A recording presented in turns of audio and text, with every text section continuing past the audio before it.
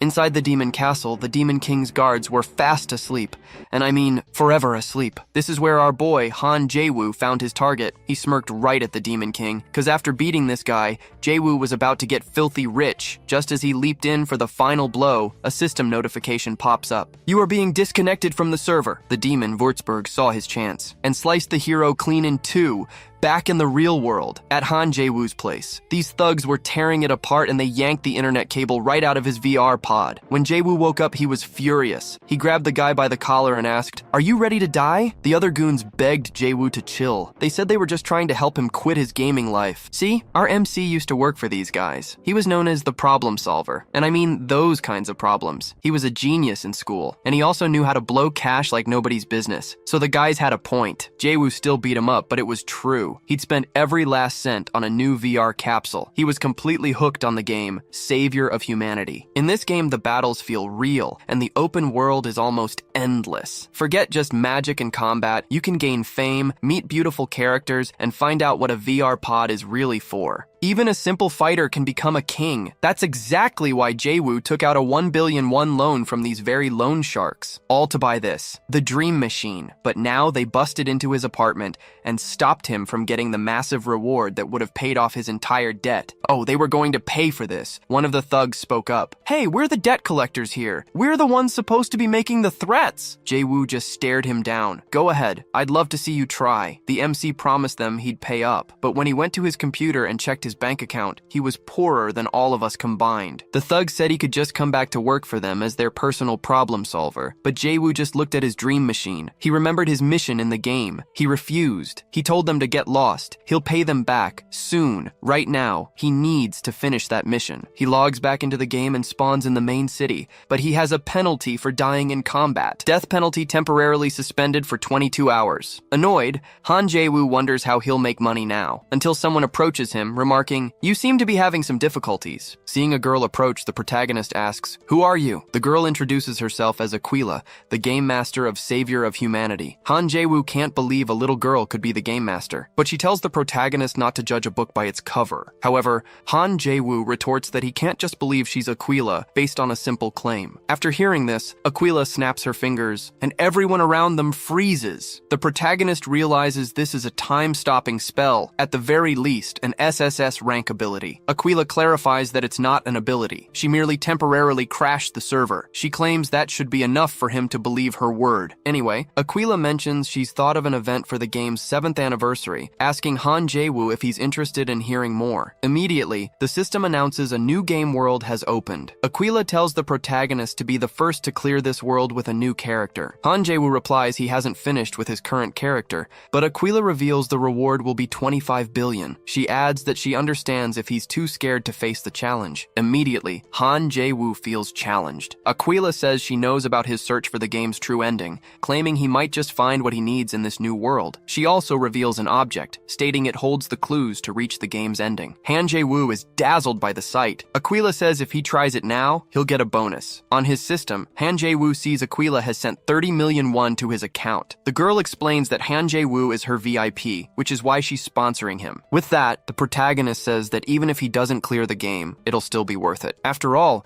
this amount will cover his interest for the month. He can't refuse the offer. He'd be an idiot to miss out. Aquila says that was expected and will send him to the new map right away. With that, she starts modifying the game using its very programming. But within the game, she seems to be a real deity. As the expansion installation process begins, the entire surrounding scenery starts to change. A short while later, they stand alone before a door. Aquila explains that once he crosses through, Han Jae-woo will be in the new world. The protagonist understands he just needs to go through to enter the new world. So he wastes no time and heads for the door. But before crossing, he tells Aquila not to forget the reward she promised. With that, he steps towards the true ending. Aquila mentions she forgot one small detail. She states that if the protagonist's character dies in this world, he dies in real life too. Han Jae-woo is utterly terrified to hear this, but he can't do anything about it as he's already crossed through the door. As soon as he arrives in the new world, he face plants on the ground. He wonders why he's feeling real pain if this is just a game. Then he remembers what Aquila said and realizes her warning was very real. Therefore, Han Jae-woo concludes he has no choice but to clear the game and not die in the process. But he's absolutely furious at Aquila for tricking him. Starting with a new character, Han Jae-woo has no items to use, not even water to drink. He trudges through an empty forest, blaming Aquila for his predicament. Checking his stats, he realizes his current character is incredibly weak, with barely any health points. Plus, he's been walking for 12 hours straight without water and is severely dehydrated. His goal of beating the game is proving much harder than he imagined. But then, amidst his struggles, he hears the sound of water nearby. Without a second thought, he rushes towards it. By pure chance, Han Jae-woo stumbles upon a stream, comparing the moment to one of Bear Grylls' adventures. At this point, the protagonist barely has the energy left to even hate Aquila. He just wants a drink. However, near the stream he found, Han Jae-woo suddenly spots a woman right in front of him. She's actually bathing in the water. He's left speechless, mouth agape, not even trying to hide his awe at her beauty. He stares at the woman for a while, but as he tries to get a closer look,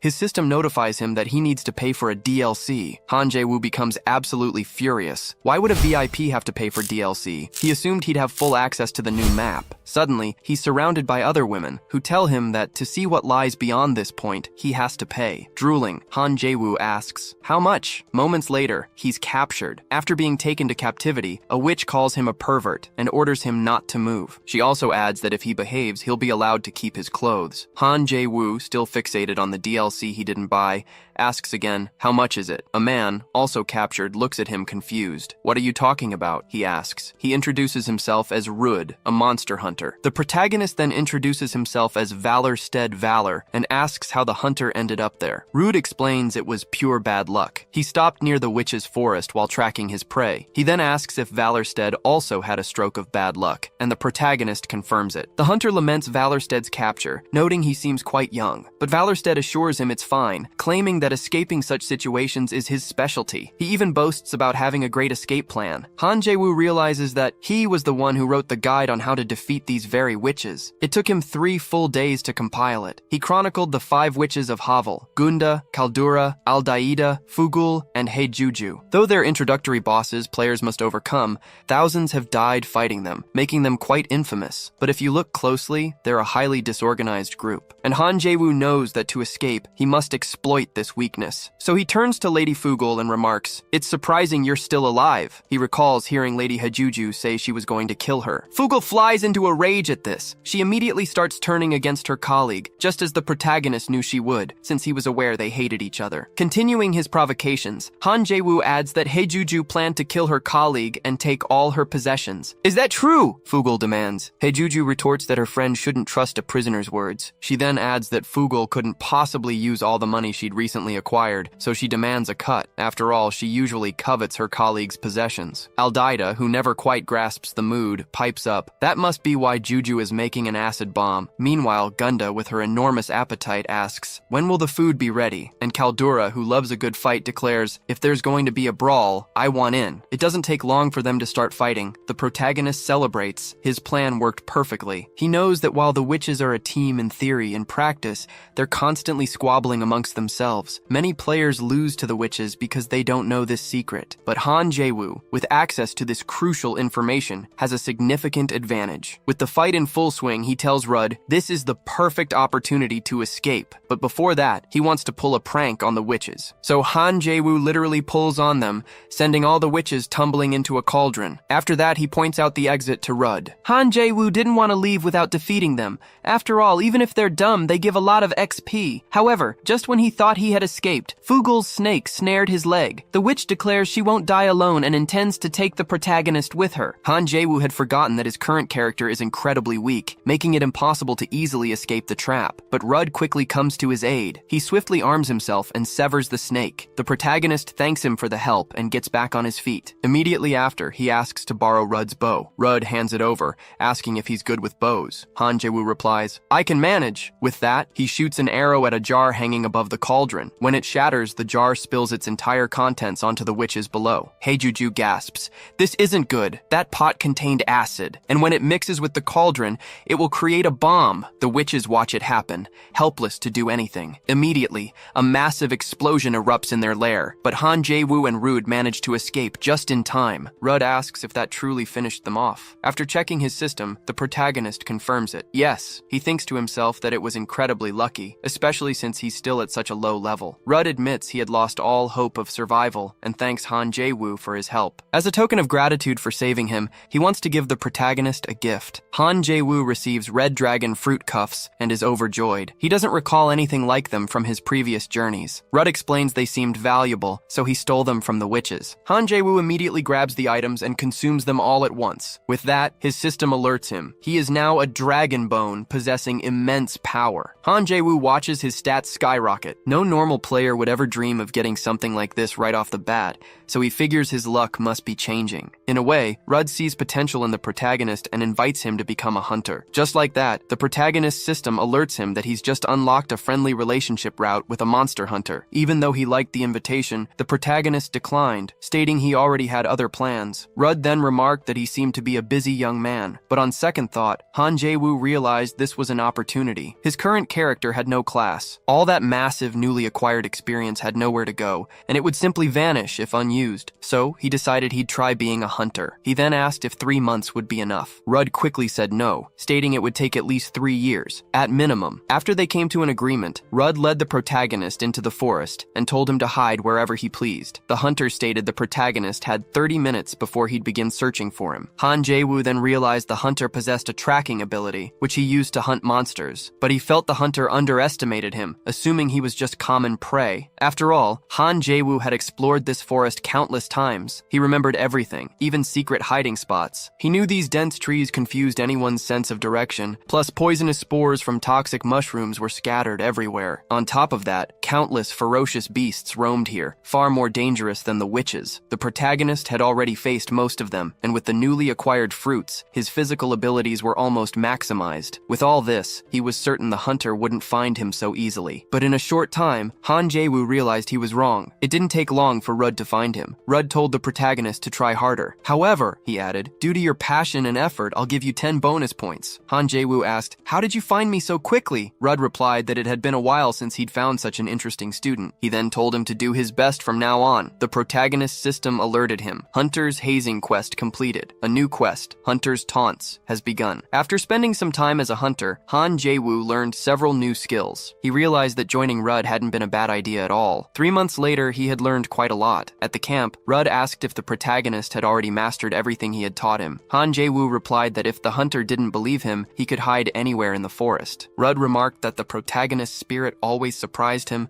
so he would do as he said. But, he added, if I don't find you in an hour, you'll have to prepare dinner. Han Jae-woo agreed to the challenge and was eager for what was to come. Sometime later, while hiding, Rudd mused that he had finally found an apprentice with potential. Still, he thought he shouldn't make it too hard. The hunter believed that by hiding on a cliff for an hour, he would easily stay out of his apprentice's sight. However, as he scaled the mountain, Han Jae-woo grabbed the hunter's leg, startling him. After that, Rudd tried to hide among the trees but was quickly found. He tried hiding in multiple spots, yet was discovered every single time. Soon, he wondered, how could someone learn all the techniques he himself took 5 years to master in just 3 months? Rudd tried to hide in a cave. This, he thought, was his last escape route. He was sure he wouldn't be discovered here. After all, it was known as the home of the Hellhound, yet the protagonist surprised him even there. Guardian of humanity. Tip number 1, he remarked, is that not even earthquakes can wake a sleeping hellhound. With that, he asked his master, am I approved? Still surprised, Rudd simply said, yes. Outside the cave, Rudd admitted he hadn't expected such rapid progress. The protagonist, in turn, humbly stated he simply had a good master. Han Jae-woo knew he actually had the aid of his system, but he didn't want to tell Rudd. He let the hunter believe all the credit was his. Even so, Rudd praised his student's performance, saying that besides being talented, he also had an incredible memory. He also admitted he had never met anyone like him before. Therefore, he believed the protagonist would go far. Now that the training was over, Rudd asked if his student would proceed with that task he'd mentioned earlier. Han Jae-woo replied that he first wanted to earn some money, and then continue his journey. Rudd then mentioned having a close friend who worked as a mercenary, asking if the protagonist was interested. This proposal didn't sound too bad to Han Jae-woo at all. It could be a great way to earn some initial income. Plus, he could join for free and have a flexible work schedule. And if he was lucky, he might even encounter the game's guardians. With that, he decided to accept the job. job. Rudd then handed a mercenary insignia to the protagonist, stating that with it, his friend would accept him immediately. The hunter bid farewell to the protagonist and wished him good luck on his path. Han Jae-woo thought that defeating the witches and gaining a class was a great start to the game. At this rate, a happy ending might not be so far out of reach. Han Jae-woo's ultimate goal was to discover the game's true ending. He remembered he had only accepted Aquila's proposal because she promised to provide clues for the finale. Not only that, but Han Jae-woo believed never knowing when he would die was the true thrill of this game, so he wanted to make the most of that tension. Therefore, he was eager to reunite with Aquila and obtain the game's true ending. Speaking of Aquila, she watched everything from afar, amused as she saw the protagonist on his journey. She just realized that choosing Han Jae-woo as her VIP was absolutely perfect. Amidst this, a woman approached and stated, "Han Jae-woo is definitely not an ordinary guy." Aquila playfully asked if her colleague was into him or something. Valfurga replied that she was a goddess. There was no reason to look at a human she was supposed to protect in that manner. Aquila didn't understand why not, as she herself considered Han Jae-woo cute. She also remarked that Valfurga had been very serious lately, remembering a time when she was much more fun. Valfurga scoffed. That was a long time ago. Changing the subject, she asked, "Did you really pay Han Jae-woo's debt?" Aquila confirmed, yes. So Valfurga pressed, then why wasn't Han Jae-woo himself informed? He still believes he's working to pay off that debt. Aquila simply replied that it was fun watching him play so full of life. Valfurga declared Aquila was horrible for doing that. She then asked, "Is Han Jae-woo part of a larger plan, or is he just a toy for you?" Aquila responded, "Han Jae-woo is more like a promising talent." She added, "And I want to keep a very close eye on him." Back to our protagonist, he decided to sit down after his legs began to ache. He complained that this forest was absolutely exhausting. He felt so drained he dreamed of sleeping for 12 hours straight, but he knew he couldn't stop now. The mercenary guild was just ahead. Arriving in Frankfurt, he stepped into the Francois Tavern. Waitresses greeted him warmly. He told them he was looking for someone, and one quickly offered to prepare a table. As Han Jae-woo settled in, he realized this tavern was the perfect spot for information, a classic place full of good food and drinks. He knew people talked more freely when they were happy, making it ideal for learning about the mercenary guild. And besides, he thought the waitresses were pretty cute. Taking advantage of the good service, Han Jae-woo asked if they knew anyone named Rebus Chaltz. The moment he spoke the name, the entire atmosphere shifted. One waitress quickly warned that the name shouldn't be uttered in here. Another added that the man he spoke of was extremely dangerous. Her own boyfriend, she explained, had gotten involved with Rebs Chaltz and returned like a mummy. Others who tangled with him met the same fate. What exactly had Rudd gotten him into? The protagonist wondered. The waitress urged the protagonist to flee while he still could, warning that the dangerous man could appear at any moment. But in her attempt to protect him, she inadvertently pushed him directly into harm's way. Rebes Chaltz spotted the protagonist. Noticing Rudd's insignia, he declared, "You must be the one I've heard about." He added that the timing couldn't be more perfect, as he was just looking for a new companion. Han Jae-woo, however, already knew this was a terrible setup, still wondering why Rudd had put him in such a mess. After a brief conversation with Rebes Chaltz, the protagonist understood he was being taken to the war between the Elector Prince and Pezamut's forces. But Han Jae-woo was no fool. He quickly realized he was actually going to be smuggled as a slave into some foreign army. Instead of fleeing, however, he saw an opportunity here. The Elector Prince was a game guardian, one of Paltz's electors. Through him, Han Jae-woo believed he could gather intel on other guardians. Moments later, a trumpet blared. "This is the perfect time!" Rebes Chaltz exclaimed. "The prince has finally arrived!" As the cavalry passed before them, Rebes Chaltz remarked that he'd fit right in working with them. The protagonist, however, found this very different from what he expected. Seeing the Elector Prince, he thought the man looked a lot like a villain. But the biggest surprise came when Han Jae-woo saw who accompanied the prince, Lady Valpurgis herself, by his side. The prince looked at her, asking if something was wrong, as she seemed quite distracted. The lady replied there was nothing to worry about. With that, they headed to the battlefield. Valpurgis had been his battle companion in his previous playthroughs. He regretted never being able to save her in times of danger. Every single time, things ended the same way, with her perishing. Rebus Chaltz noticed his discomfort and asked, "Is something bothering you?" Han Jae-woo said no, but in his thoughts he vowed, "This time, even if I have to risk my life, I will find an ending where Valpurgis survives." Sometime later, they reached the training grounds. Watching the others, the protagonist concluded it was pretty intense. Rebes explained they were selecting group leaders through combat, and there was money on the line too. Pride and money. Two things that definitely motivated the protagonist. But he figured all he needed was to contact the Elector Prince. Staying out of the spotlight was the best course of action. Rebes, however, wanted him in the trials no matter what. Rudd wouldn't have sent him, he argued, if he didn't believe in his potential. So he asked his men if anyone wanted to fight the newcomer. Immediately Immediately, several volunteered to challenge the protagonist,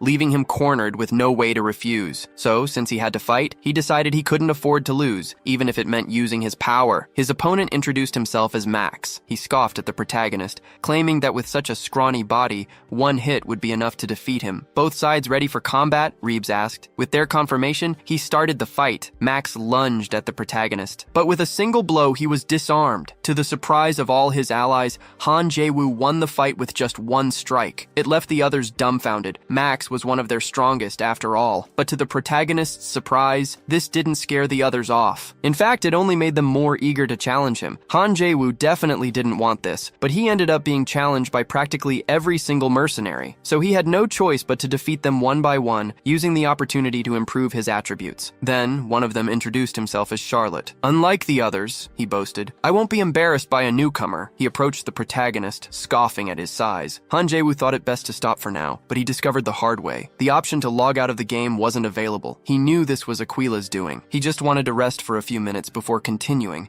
but that option was gone. With no other choice, he would have to face his opponent. Since there was nowhere to run, he concluded, it was better to do this right. So Han Jae-woo executed a judo throw on his opponent, taking the big man down instantly. Even after knocking Charlotte out, Han Jae-woo thought he was pretty heavy. Seeing Charlotte defeated impressed even the mercenary leader. The others became incredibly curious about the protagonist's strength, and they wanted to find out by fighting him, much to Han Jae-woo's dismay. Reeves, in turn, told the others to back away from the newcomer. Han Jae-woo rejoiced, thinking he'd finally get some rest. But then Reeves declared the protagonist was the chosen one, naming him Valorstead Valor, the new group leader for the upcoming battle. After that, the mercenary group prepared for war, with the protagonist leading them at the guild leader's command. A chaotic battlefield. Reeves commands his army to attack. Immediately, the mercenaries charge their enemies. But on the other side, an army of trolls glares back. Han Jae-woo wastes no time. He dives straight into the fray, attacking relentlessly. He believes he's now aligned with the Elector Prince's forces. Reeves had explained the conflict was against Demon King Pizamit's orc army. Their mission? Simple. Steal the enemy commander's military flag. Once their forces broke through the enemy formation, they would exploit the opening, then collapse the enemy's defensive lines. But Reeves had warned his men. Orcs are incredibly proud and strong with excellent coordination. Reeves told Valorstead Valor that his job was to lead their group and halt the enemy's advance. Back on the battlefield, the protagonist finds it ridiculous that he has to lead a mercenary group. After all, he had other plans in mind: earn some military merit, then make his escape. A short while later, an orc approaches his captain, reporting that their spearmen are being butchered. The captain refuses to believe it, insisting his spearmen are elite warriors. He grabs a spyglass to see for himself, but as he surveys the battlefield, he's startled by the mercenary group, led by the protagonist. The captain orders his soldiers to form lines, to align their muskets. Then, they open fire on the humans. Han Jae-woo muses that using muskets isn't a very efficient strategy. They take too long to reload and need frequent alternation. The moment the enemies switch their firing line, the protagonist declares, "Now's the time to attack." With his group, he charges, trampling over the enemies. One orc can't believe his soldiers are being annihilated by such a weak human, but regardless, he knows he must stop the human advance. After all, he holds the flag bearing his tribe's proud history. The orc carrying the flag stood no chance. In the end, the mercenary group emerged victorious. The protagonist captured the banner for his group. He knows he just needs to hold on a little longer to earn the military merit he craves. Suddenly,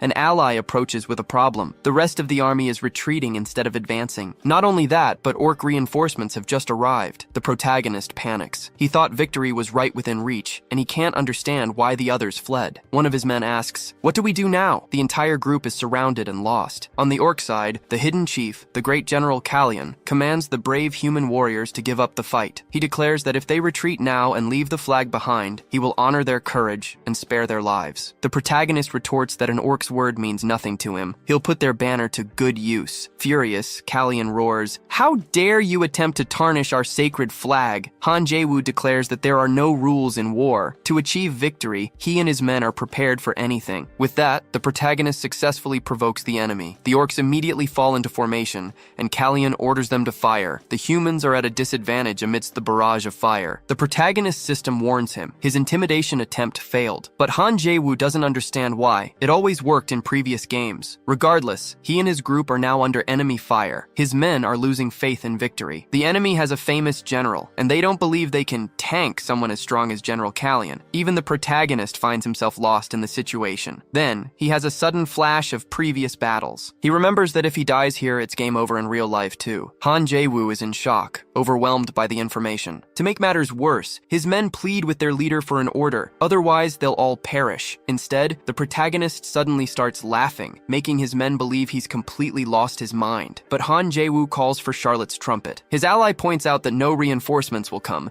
even with the trumpet sound. Yet, the protagonist insists he knows what he's doing. So, he blows the trumpet with all his might. An ally remarks that it's the opposite direction from where their allies retreated. Han Jae-woo replies that he knows and tells his allies to keep blocking the shots. Meanwhile, he thinks, if Aquila has any honor, she won't abandon him now. After all, he's a VIP. On the enemy side, the orc general orders his spearmen to advance. Suddenly, an enemy warrior charges the humans. He aims his spear at the protagonist, but before he can strike, the enemy is hit. Then, someone else approaches the battle. Valpurgis arrives, mounted on a unicorn. She heard the trumpet's call and motivates the humans to keep fighting. The warrior tells all the soldiers not to lower their swords. This battle isn't over yet. The orc leader tells his soldiers not to interfere. He declares that this is the Countess of Niederbayern, and the fight has now become a duel between nobles. Valpurgis tells the general he is honest but unworthy. She immediately attacks her opponent, and an intense battle between them begins. The protagonist watches the fight, utterly mesmerized. Even though Valpurgis is in the early stages of the story, she's already incredibly strong at this point. Back in the fight, the orc is struggling. Valpurgis isn't holding back on her opponent. She strikes harder and harder, but the orc is incredibly resilient. Her opponent comments that the Countess doesn't just have excellent swordsmanship, he also praises her hand-to-hand combat skills. He suggests that the Countess must be Valpurgis' sister, as her military order would make sense. Valpurgis claims she serves God with all her heart, adding that she dislikes wasting time. Then she attacks her opponent once more. The orc general enjoys the fight more and more, striking intensely, aiming to hit her. However, Valpurgis is much faster than him. She manages to dodge the enemy's blow and counterattack. After that, the orc declares it was a great fight. Immediately afterward, he falls defeated to the ground. His men realize they've lost the battle and retreat, carrying their defeated captain with them. The protagonist is utterly impressed that such a powerful captain was defeated by a single blow. He realizes this must be the true power of Lady Valpurgis. Valpurgis approaches him, asking, "Are you the leader of the mercenaries?" She says she felt his courage from afar, then formally introduces herself. The protagonist introduces himself as Valor Stead Valor and greets her. He tells her that if Valpurgis hadn't shown up, they would all be dead. In his thoughts, however, he concludes that he's no longer playing his Steel Elector character, so he needs to be careful. Then, the protagonist's group approaches, telling him they have something for him. They hand the enemy's banner to Valor Stead Valor. After all, he's the leader. This immediately boosts the protagonist's credibility among the mercenaries. Han Jae-woo recalls the intense battle that just took place, and realizing he barely escaped, he celebrates and raises the banner, declaring it belongs to him. Sometime later, at Francois's tavern, a little girl appears looking for Charlotte. He's completely charmed by her. The girl sees his injuries and asks, "Did you go to another war?" Curious, the protagonist asks, "Is this Charlotte's daughter?" But one of the mercenaries says no, stating this is Charlotte's 15-year-old younger sister, Baptiste. The girl then scolds the protagonist, claiming her brother got hurt because of him, and demands he pay for Charlotte's doctor. Charlotte, in turn, says that thanks to their leader, they all returned alive. All the others confirm the story, asserting that their leader saved them all from being devoured by orcs. The protagonist is utterly embarrassed and tells them to just eat in silence. Just then, Valpurgis enters the tavern, instantly drawing everyone's attention. Han Jae-woo is completely taken by surprise. He certainly didn't expect to see the Countess there. Sometime later,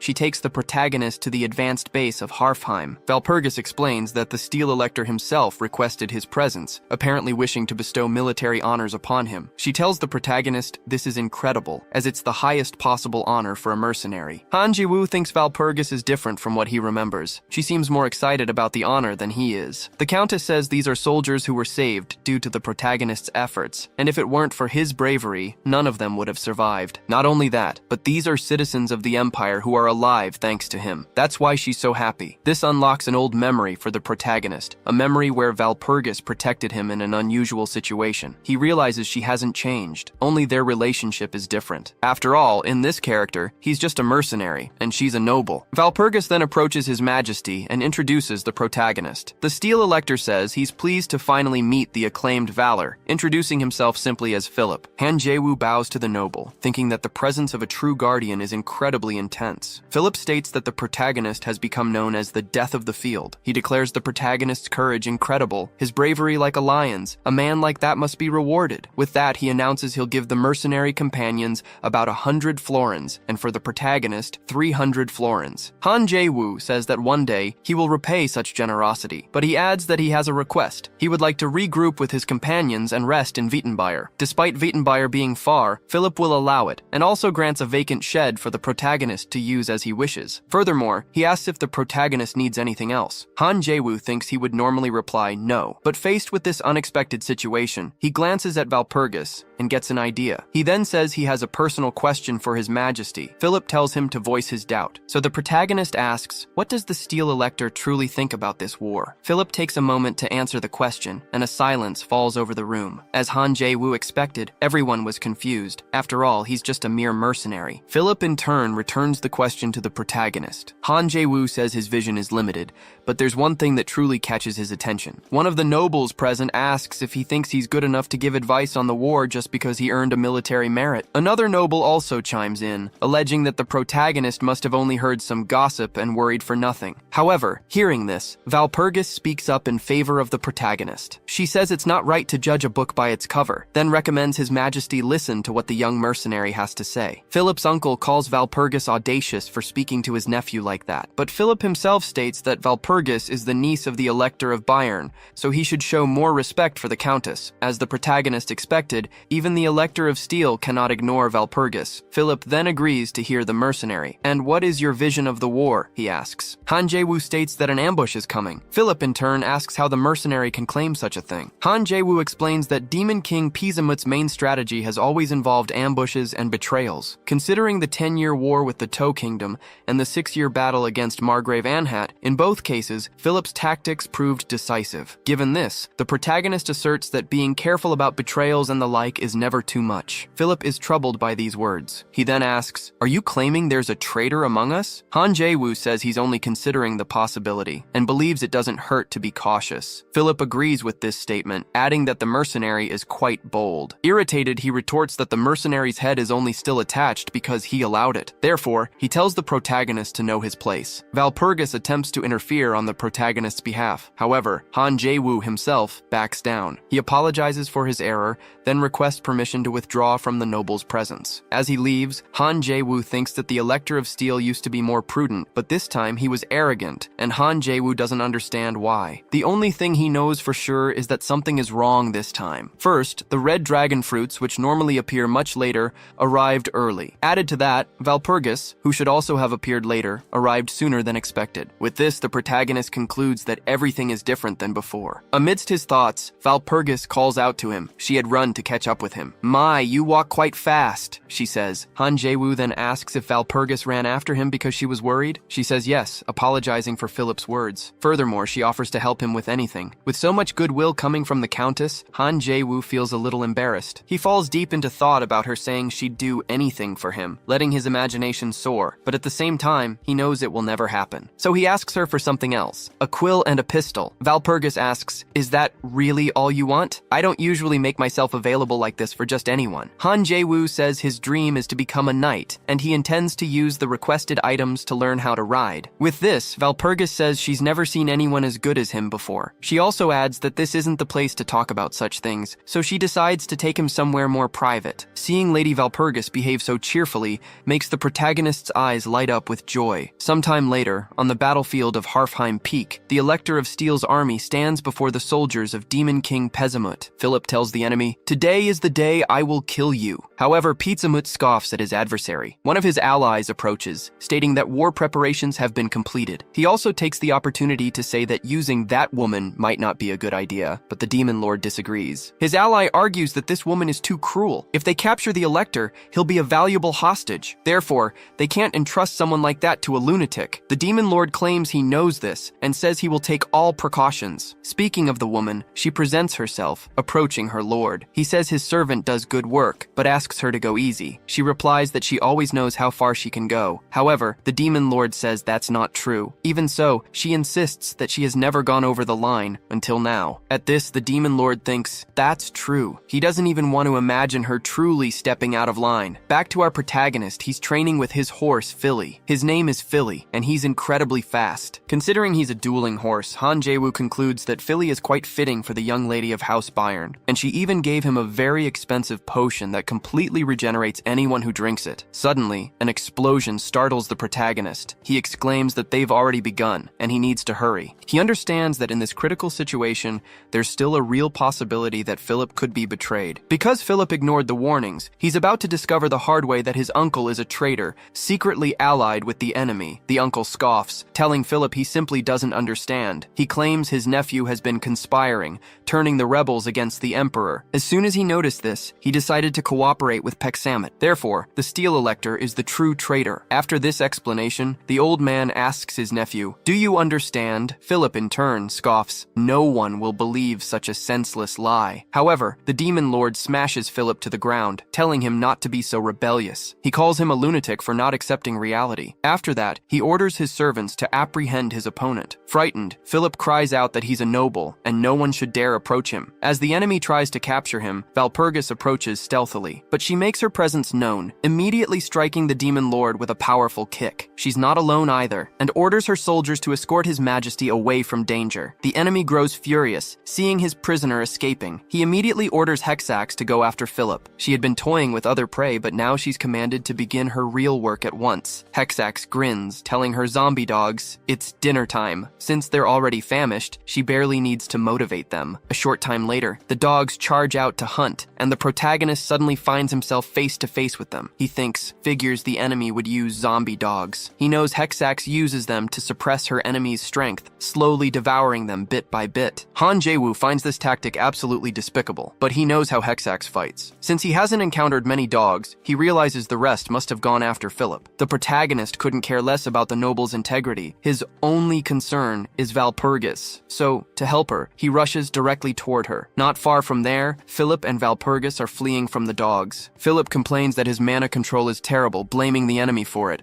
After all, only the demon lord could pull off a trick like this. Mid-flight, a dog lunges, almost striking Philip, but Walpurgis intercepts the creature just in time. Her speed against their enemies proves efficient once again. Concerned for his majesty, she wants to ensure his safety, warning him, "We are in demon territory, so we must exercise the utmost caution." Suddenly, one of Philip's allies is struck. He immediately begs his majesty for help, yet Philip does nothing to assist him. Walpurgis tries to intervene, but Philip abruptly cuts her off, telling her to just leave him behind and keep moving. Dissatisfied, Walpurgis declares she's no different from anyone else. Her life isn't worth more than theirs. Furthermore, she believes a noble's duty is to protect their subjects, not abandon them. She thinks if Philip had only listened to valor, none of this would be happening. She also blames herself for not being able to help. Amidst her distress, Walpurgis is suddenly captured. Hexax smirks, remarking on how unpredictable they are. The Countess even cries out for his majesty's help. However, upon seeing his ally captured by the enemy, Philip decides to flee instead of trying to help. He abandons Walpurgis as if she meant absolutely nothing to him. With a gasp, Walpurgis realizes she's been deceived. Someone like Philip doesn't deserve the title of Elector. Meanwhile, Hexax kept attacking, smiling as she watched her target suffer. Suddenly, she heard a gunshot nearby. One of her hounds had been hit. Seizing her distraction, the protagonist attacked, landing a powerful punch on Hexax. Walpurgis, seeing the mercenary Valor appear for her rescue, was utterly surprised. She never expected him here. Still, she rejoiced at his presence, calling him a hero. Then she fainted, collapsing to the ground. The protagonist carefully moved Walpurgis to a relatively safe spot. He knew he could only get her out once he defeated the demon's servant. Hexax, in turn, thought the protagonist killed one of her hounds and arrived so stealthily she didn't even notice him. She concluded he was no ordinary warrior. Han Jae-woo then told Hexax, "You haven't changed a bit." Hexax, puzzled, asked, "Where do we know each other from?" He simply replied that he'd never forget her villainous face. Hexax commented on his weapon. "Pretty cool, good range too. But you better aim straight or my whip will get you." The protagonist wasted no time and fired. However, he only only hit the enemy's cape. Hexax quickly tried to ensnare him with her whip, ending up lassoing the protagonist by the neck. Leaving him unable to move, she pulled him close and headbutted him. The blow was so powerful it sent him flying. Excited, Hexax declared, "It's not over yet," but when she tried to hit him again, she missed. After dodging, the protagonist tried to attack her from a distance, but the enemy spotted his strategy. She tried to stop him from shooting, but she missed every whip strike. She couldn't believe it was possible. No one had ever done that before. She prided herself on being the best with a whip and thought it impossible for anyone to dodge her strikes until now. Han Jae-woo prepared to fire, but Hexax swore she wouldn't give him an opening. Yet again, her opponent surprised her. Instead of shooting, he closed the distance, enough to stab her with a dagger. After the strike, Han Jae-woo sarcastically asked, "How do you like my dagger, Hexax?" Hexax realized her focus on his gun had cost her an eye. She needed to recover fast, so she unfurled her demonic wings. "I'd love to stay and fight," she declared, "but I'll have to postpone this for another time." Han Jae-woo seized the chance to taunt her. "Running away, are we? Afraid to lose?" Hexax scoffed. "I won't fall for your provocations. Close quarters combat isn't my strong suit, and I know it." But the protagonist pointed out, "I have a weapon too! I can attack from a distance!" The demon's servant boasted she could easily dodge bullets. Yet, as she tried to concentrate, she realized her sense of distance was utterly unbalanced. She'd lost an eye, after all. When Han Jae-woo fired, he hit her dead on. "To kill a bat," he remarked, "the most efficient way is a direct shot." Watching her get hit, he smirked. "Hexax, you're finally getting a taste of suffering. But now what kind of loot will you drop when I finish you off?" Desperate, Hexax tried to seduce him to avoid death, but she hadn't accounted for the protagonist's cold heart. Her attempt to charm him fell completely flat. The protagonist gained some good items from the victory and was pleased, but he knew he had to act fast before it was too late. He grabbed a healing potion and rushed to his friend, knowing only something like that could save her in her critical state. The protagonist carefully analyzes the potion's instructions before using it. He realizes it must be applied directly to the affected area, but to do that, he'd have to remove Valpurgis's armor. He tries to clear his thoughts, asserting that he's only doing this to help her and nothing more. He really concentrates, determined not to make any mistakes. At that moment, Han Jae-woo has a vivid memory of his past. His father died of an illness when he was young, and his mother collapsed from overwork. Because of this, Han Jae-woo lived alone by the time he was 18. At 22, he found a job as a debt collector in Hanam-dong. Though he tried to play tough, he often went easy on those who owed money. Then he met a client who made a living playing video games. This client claimed that by completing a major mission, he'd earn enough to pay off his debt. Curious, Han Jae-woo asked more about the game. The young man told him all about the incredible universe the game offered, even mentioning the beautiful characters who were better than real-life women. He explained it was an RPG like any other, but it stood out because it had thousands of players worldwide and actually paid top players for completing difficult missions. Han Jae-woo found it hard to believe you could earn money just by playing video games, so the guy invited him to try it out. Han Jae-woo initially said he was too busy, but then he received a message canceling an appointment, suddenly freeing up his schedule. Soon after, he logged into the game for the very first time. After using the virtual reality capsule for the first time, he was utterly impressed by the realism of the technology. The people on the street seemed so real, making him question if he was even in a game. He noticed a street vendor and found the man incredibly lifelike. He decided to touch the NPC's face to see just how real it was, but the vendor immediately reprimanded him, claiming he only served those with money for his fruit. Immediately, Han Jae-woo encountered the system for the first time, which alerted him to his current money, 10 florins. He figured he'd better go do something else. But then, a little boy appeared, wanting an apple. His mother, however, had no money. Han Jae-woo asked the vendor the price of the fruit, which was 1 florin. He bought the apple and gave it to the boy. The child's mother thanked him, saying he didn't need to spend money on her son. This interaction helped the protagonist understand that 1 florin was equivalent to a day's meal. He said goodbye to the boy and his mother, which brought back a memory from his own past. Walking around with his mother, always eyeing the roasted chicken sold near their house. Gradually, Han Jae-woo became enchanted with the game, and after that day, he never stopped playing. When real life got tough, he used the game as therapy. He spent more and more time in the game, leaving real life behind. There, he could unleash all the stress from his job on the enemies he faced within the game. While in real life, he just woke up and worked. In the game, he found a new way to live. He spent the last 5 years playing. At a certain point, Han Jae-woo was approached within the game and met Duchess Valpurgis for the first time. She said she'd heard of his skills and invited him to hunt wild boars. He mentioned he was actually looking for meat, and she appeared just in time. It didn't take long for the protagonist to capture the boar. While Valpurgis admired his abilities, he was incredulous that she hadn't done anything. Valpurgis simply stated he was so strong that she didn't even need to act, then invited him to form a duo. Han Jae-woo asked if it was some kind of contract where he'd have to work for her all day. Valpurgis said no and asked, "Don't you trust me?" The protagonist replied that he didn't trust people in general,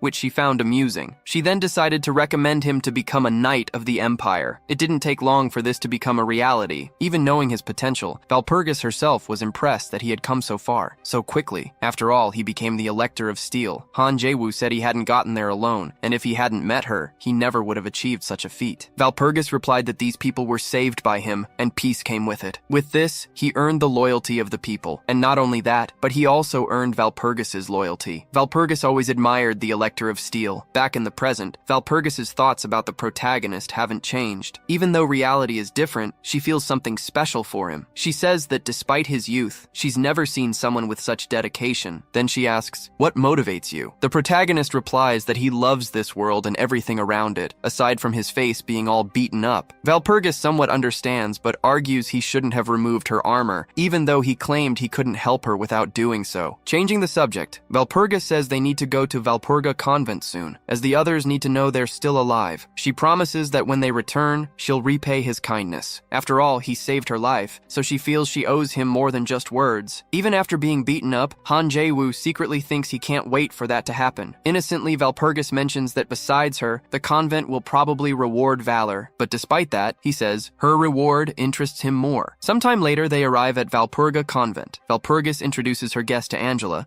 but the nun says she cannot permit his presence, claiming the convent is in isolation. Therefore, Valorstead Valor cannot enter. In a tavern near Rheinfelden, Han Jae-woo was deep in thought about recent events. He considered asking the Valpurgis Convent for the Angel's Heart, an ancient artifact passed down for hundreds of years, revered as an S-rank holy item. Blessed by the goddess herself, it possessed the incredible power to return souls to their users. Essentially, anyone who held this item would have a second life. Han Jae-woo desperately wanted it. It would prove incredibly useful on his journey. Lost in his contemplations, Valpurgis suddenly appeared in his room. She apologized for entering without warning, but seemed baffled to find him hanging upside down. Han Jae-woo simply explained that he found it helped him think more clearly. Valpurgis then revealed she had something confidential to tell him, but first she made the protagonist promise he wouldn't tell anyone. Satisfied she could trust him, she began. Valpurgis confessed that the High Abbess had fallen into ruin. Han Jae-woo was confused, having just spoken with Angela, but his friend clarified that the current High Abbess was Margareta. She also suspected there was a traitor among them, likely an action orchestrated by Pezamut. However, what truly shocked the protagonist was the revelation that Margareta was still alive, a possibility he hadn't even considered. Margareta was an unparalleled figure in the guardianship of humanity,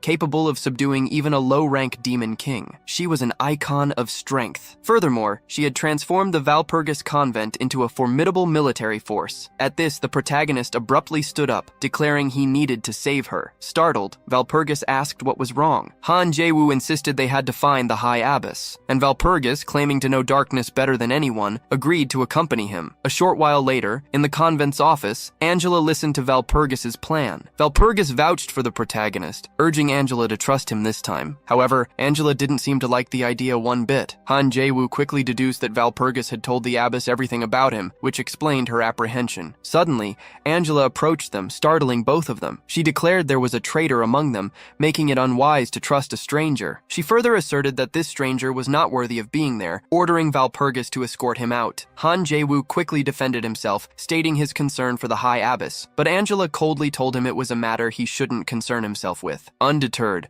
Han Jae-woo revealed he had already read the Gospel of the Seven Demons. Angela was stunned, unable to comprehend how that was possible, as it was a book written by Saint Anthony himself. The protagonist explained that the book detailed many things, containing everything about the seven demons sealed and banished from this world, including death, one of darkness's most violent forces. Angela warned that merely speaking these names aloud increased the probability of terrible things happening, making it even harder to discuss the subject. Even so, Han Jae-woo pleaded with her to trust him, claiming to know exactly how to repel the darkness. With no other alternative, Angela agreed, on one condition: the protagonist must keep everything a secret. If she ever discovered he'd breathed a word of this, she swore to make him go to hell and back. Soon after, the protagonist was led to a secret location. A profoundly unpleasant smell assailed his senses. He recognized it from Angela's desk, but here, it was far worse. The protagonist had never seen Margareta's face before, but he'd heard legends of her capable of leg-pressing a ton one on each side. Valpurgis, noticing his apprehension,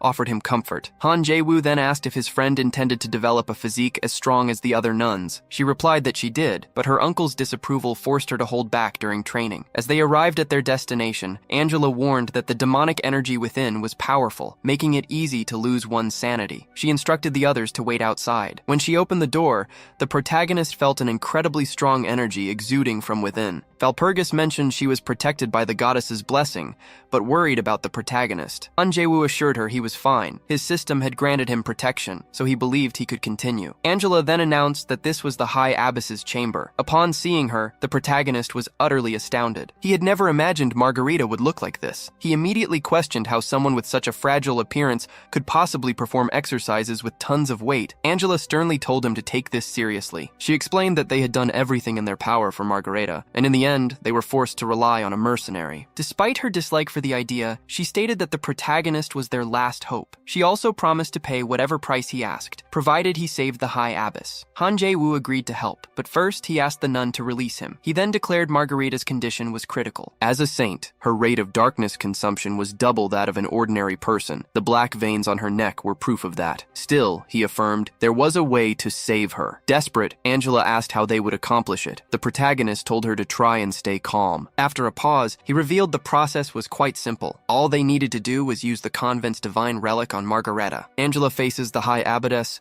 asking if the protagonist is referring to the angel's heart. Her understanding is that the dark curse associated with the High Abbess will be transferred to another person to absorb. However, since divine power and curses are opposites, the High Abbess's death would be inevitable during the transfer. This is why the angel's heart is needed. The protagonist confirms that's exactly right. The curse is fatal to all clerics, so no one from the convent could perform this method. That's why he's here. But Angela states that this method won't be possible. The abbess herself said this was her darkness, and no one should suffer in her place. The protagonist offers to be the curse's receptacle, but Angela disagrees. She asserts they're dealing with a dark curse, and with unknown causes and symptoms, it's incomprehensible. She doesn't believe anyone would survive it. What's more, after being possessed, the protagonist would have to live with it for the rest of his life. Valpurgis agrees with Angela, saying there's no reason for him to sacrifice his life in the High Abbess's stead. Han Jae-woo thanks them for their concern, but insists this is the best option. He's read the Gospel of the Seven Demons and knows darkness well. Since he's not a cleric, he's not vulnerable to it. Besides, he's just an outsider. Angela shouldn't worry about his well-being, but rather about her High Abbess. Angela is finally convinced, but says that when the High Abbess wakes, she'll surely scold her for this decision. Nevertheless, she presents the angel's heart to the protagonist. After taking the artifact, Han Jae-woo considers saving it for later, but realizes this is the perfect opportunity to make Margareta an ally. Valpurgis tries to convince him to change his mind about this plan, but Angela reassures her, saying the protagonist is a man and just wants to see what's coming. Ready to begin, the protagonist starts the ritual. He places his hand on Margareta and utters some magical words. A short time later, he starts to feel the curse's effects. Not only him, but even Angela and Valpurgis, though distant, perceive the manifestation of evil all around them. In turn, the protagonist is transported to another dimension. Looking around, he realizes everything is dark, but he knows he must find the source of the darkness. Amidst this, a voice manifests, asking, "Who dares disturb me?" The protagonist introduces himself as Valorstead Valor and declares he's there to free Margareta. The voice scoffs, saying a mere mortal can't do that. It adds that he must be insane to confront someone so much more powerful. Then it commands him to vanish from its sight, but to the enemy's surprise, it can't extract the protagonist's soul and doesn't understand why. In turn, Han Jae-woo tells the dark being to release Margareta immediately and use him as its new receptacle. However, the enemy retorts that it won't take orders from a mere human. Besides, it usually consumes souls, it doesn't free them. Han Jae-woo thinks the enemy is playing dirty, so he'll have to do the same. With that, he declares he's read the Gospel of the Seven Demons. He even traded his dog for the book with the Death Smasher itself, and that entity is probably selling cheap copies to other sages right now. Therefore, Han Jae-woo asserts that if the enemy keeps prolonging this, all its intimate secrets will be revealed. The protagonist's provocation worked. The enemy agreed to the exchange, but proposed a condition. Immediately, a quest appears in the protagonist's system. Kill all the demon kings supported by destructive death, but he doesn't think he can handle it, so he decides to negotiate a better condition with the enemy, claiming to be too weak for the requested task. Instead of negotiating, the shadowy being decided to share a bit of its dark power, enough for the protagonist to complete the task. Frightened, Han Jae-woo thinks thinks he's going to die. He exclaims this wasn't the agreement they made, but the enemy says nothing in this world comes for free. To wield great power, he must pay a great price. The protagonist feels immense pain during the process, and despite receiving a huge upgrade, he dies. However, sometime later, back at the convent, he wakes up startled in a bed, realizing he's alive. He immediately remembers the artifact he was using, and through it, he's been given a second chance. With that, the protagonist celebrates. With his new abilities, he'll be the king of necromancy, able to command a legion of the undead. Not only that,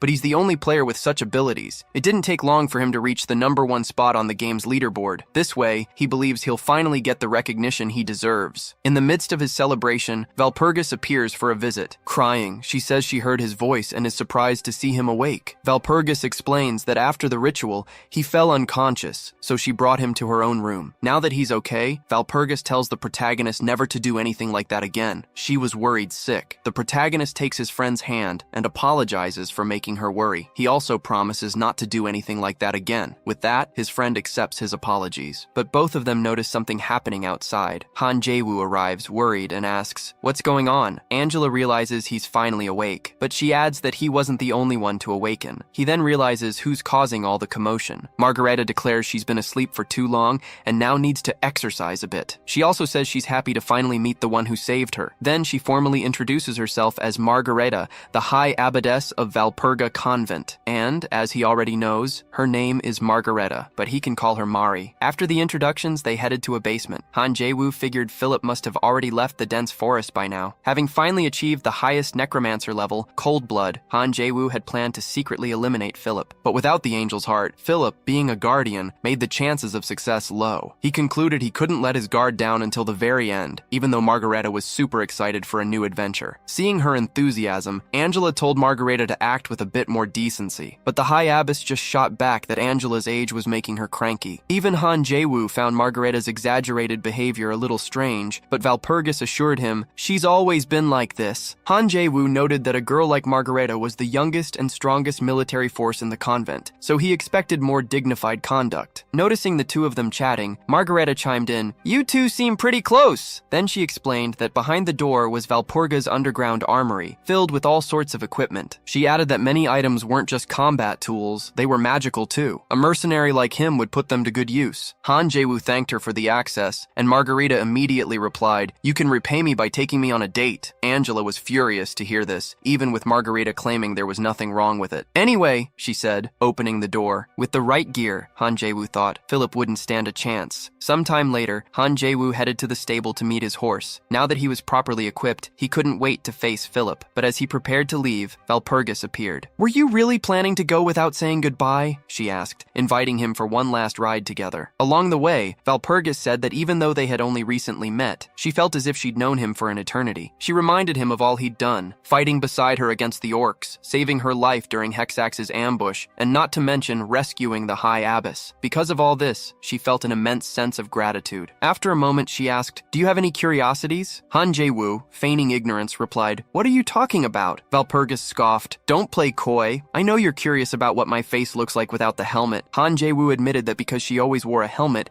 he'd assumed there was a special reason for it, and thought it best not to ask. Valpurgis revealed that beneath her helmet was a large scar, a mark of a curse. Even she didn't know what curse it was, only that her uncle had spent her whole life telling her people should never find out, encouraging her to hide the mark. "But even so," she sighed, "some people call me the ugly knight without knowing the story behind my helmet." She then declared that even though she showed her face to no one, she would make an exception for him. Valpurgis was nervous. She didn't usually do this. However, as soon as she removed her helmet, Han Jae-woo saw her face for the first time. "So, what do you think of my appearance?" Valpurgis asked, a little shy after finally removing her helmet. "Say something!" Han Jae-woo was completely stunned. He apologized, then quickly blurted out, "You're very beautiful." He thought back to how even the Countess hadn't revealed her face before, which was why he was so shocked. Valpurgis then said she had something to give him. She handed over the Bayern's family treasure, passed down to her by her uncle. "Why am I getting something so valuable?" Han Jae-woo asked. Valpurgis explained, "This is a token. As long as you possess this item, I'll always be with you." Han Jae-woo was flattered by the gift, realizing Valpurgis wanted him to always remember her. "I'll take good care of this treasure," he promised. "That's a promise," his friend said with a smile. With that, Han Jae-woo said goodbye, explaining he needed to leave. He offered, "You can go first if you want." Valpurgis returned the courtesy, telling him to go ahead. They stood there for a moment, playfully insisting, before finally bidding each other a definitive farewell. Sometime later, Han Jae-woo reflected on everything that had happened. He mused that a romantic route with Valpurgis wouldn't be such a bad idea, but his thoughts were quickly interrupted. He caught a horrible stench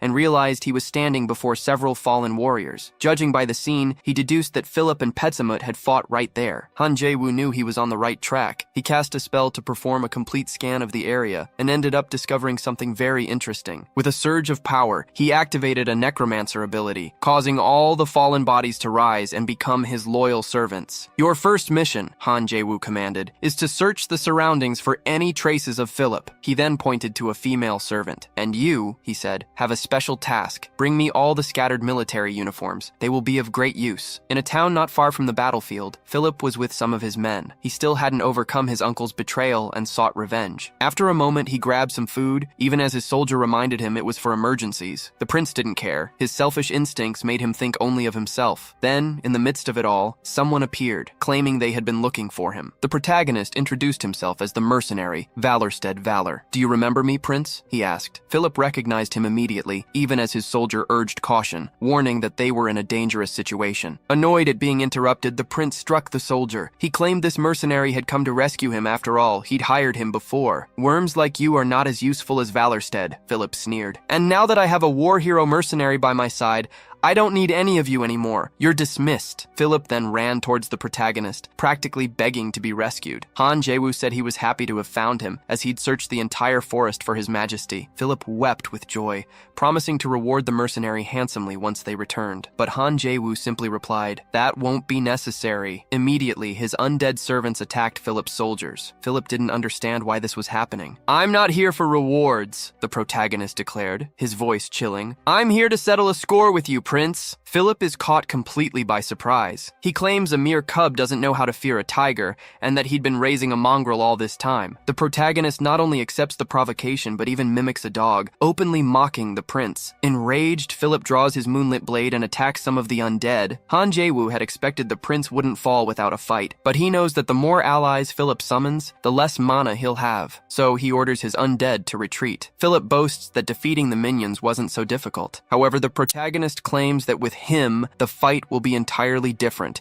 He even says he has something special reserved just for the prince. Immediately, the two clash in battle. The prince's eyes are blazing with fury, enraged by the betrayal. On the other hand, the protagonist is facing an opponent for whom he has meticulously prepared. Han Jae-woo muses that this is the electoral sword. Facing the very sword style he himself once wielded and admired is a painful experience. While it may appear elegant and beautiful, its retro flair hides a deadly counterattack, always lurking. Only the one who holds the title of Steel Elector has the right to wield this blade. Philip demands, "Do you honestly think you can stab me in the back and still live in peace?" Han Jae-woo calmly replies that, in fact, he's quite friendly with the nuns. The prince is surprised that a mere mercenary has such powerful connections, but he quickly asserts that he has absolutely no fear of militant religious groups like the nuns. Philip attacks the protagonist again. However, Han Jae-woo defends himself with ease, only further fueling the prince's rage. Not only that, but he's also reminded of all the internal injuries he suffered during his last encounter with the vampire demon. Han Jae-woo, for his part, tells Philip, "Your melodrama ends now." Immediately after, the protagonist lands a powerful kick on his adversary. The blow is so forceful that it sends the prince spitting blood. Han Jae-woo declares that Philip should truly fear him, not the nuns. The prince stammers that his body is weakened from his previous battle, which is why he's losing. He even reminds Han Jae-woo that he once recognized his talent and rewarded him, so why is he trying to kill him now? Han Jae-woo retorts that the prince is even dumber than he imagined, but since Philip still doesn't understand, he'll explain. First, he ignored Han Jae-woo's warning that he would be betrayed by someone close to him. Second, he heartlessly discarded Valpurgis, even after she served him so faithfully. And third, he selfishly allowed countless others to die in his place. For these reasons, the protagonist asserts that Philip should be ashamed to bear the title of Elector. In this dire situation, Philip desperately claims that everything he did was for his people. "Who will feed the remaining citizens if I die?" he demands. Furthermore, he insists that his absence will be a golden opportunity for the other electors, who will surely seize the chance to attack the moment they learn of his demise. The protagonist admits that the prince has raised an interesting point point, and so he'll grant him a chance. He adds that if Philip accepts his offer, he will bestow upon him a healing potion. Desperate, Philip quickly agrees, "I'll accept any condition as long as I live." With that, the protagonist commands Philip, "Get on your knees and beg for Valpurgis's forgiveness." The prince readily agrees, even promising to donate 10,000 florins to the House of Bayern. The protagonist then hands over the potion, instructing him to drink it all. Philip takes a sip from the vial, but then lets the rest of it fall to the ground. Sarcastically, Han Jae-woo asks, "Didn't you like the taste?" Then he reveals, "That wasn't a healing potion at all. It was dragon poison." Realizing he's been tricked, Philip's face contorts in fury. The protagonist tells him to thank Hexax, as he took the poison directly from her personal stock. In a desperate act, Philip tries to attack the protagonist, but he's struck down before he can even land a blow. And it wasn't the protagonist who hit him, it was an old ally. Philip recognizes Piffenheim upon seeing her again, but he's utterly shocked. During their last encounter, she was being devoured by zombie dogs. Piffenheim explains that after being left for dead, her new master brought her back and granted her a new opportunity. Now, she says, nothing ties her to the prince anymore. She admits she never liked his arrogance anyway, and the time has come for Philip to pay for all the sins he's committed. Just before Philip dies, the protagonist's system warns that the absence of the Iron Elector could disrupt the game's progression. Han Jae-woo can't understand how such a repugnant individual could be so vital to the game. Nevertheless, he doesn't even consider letting him live,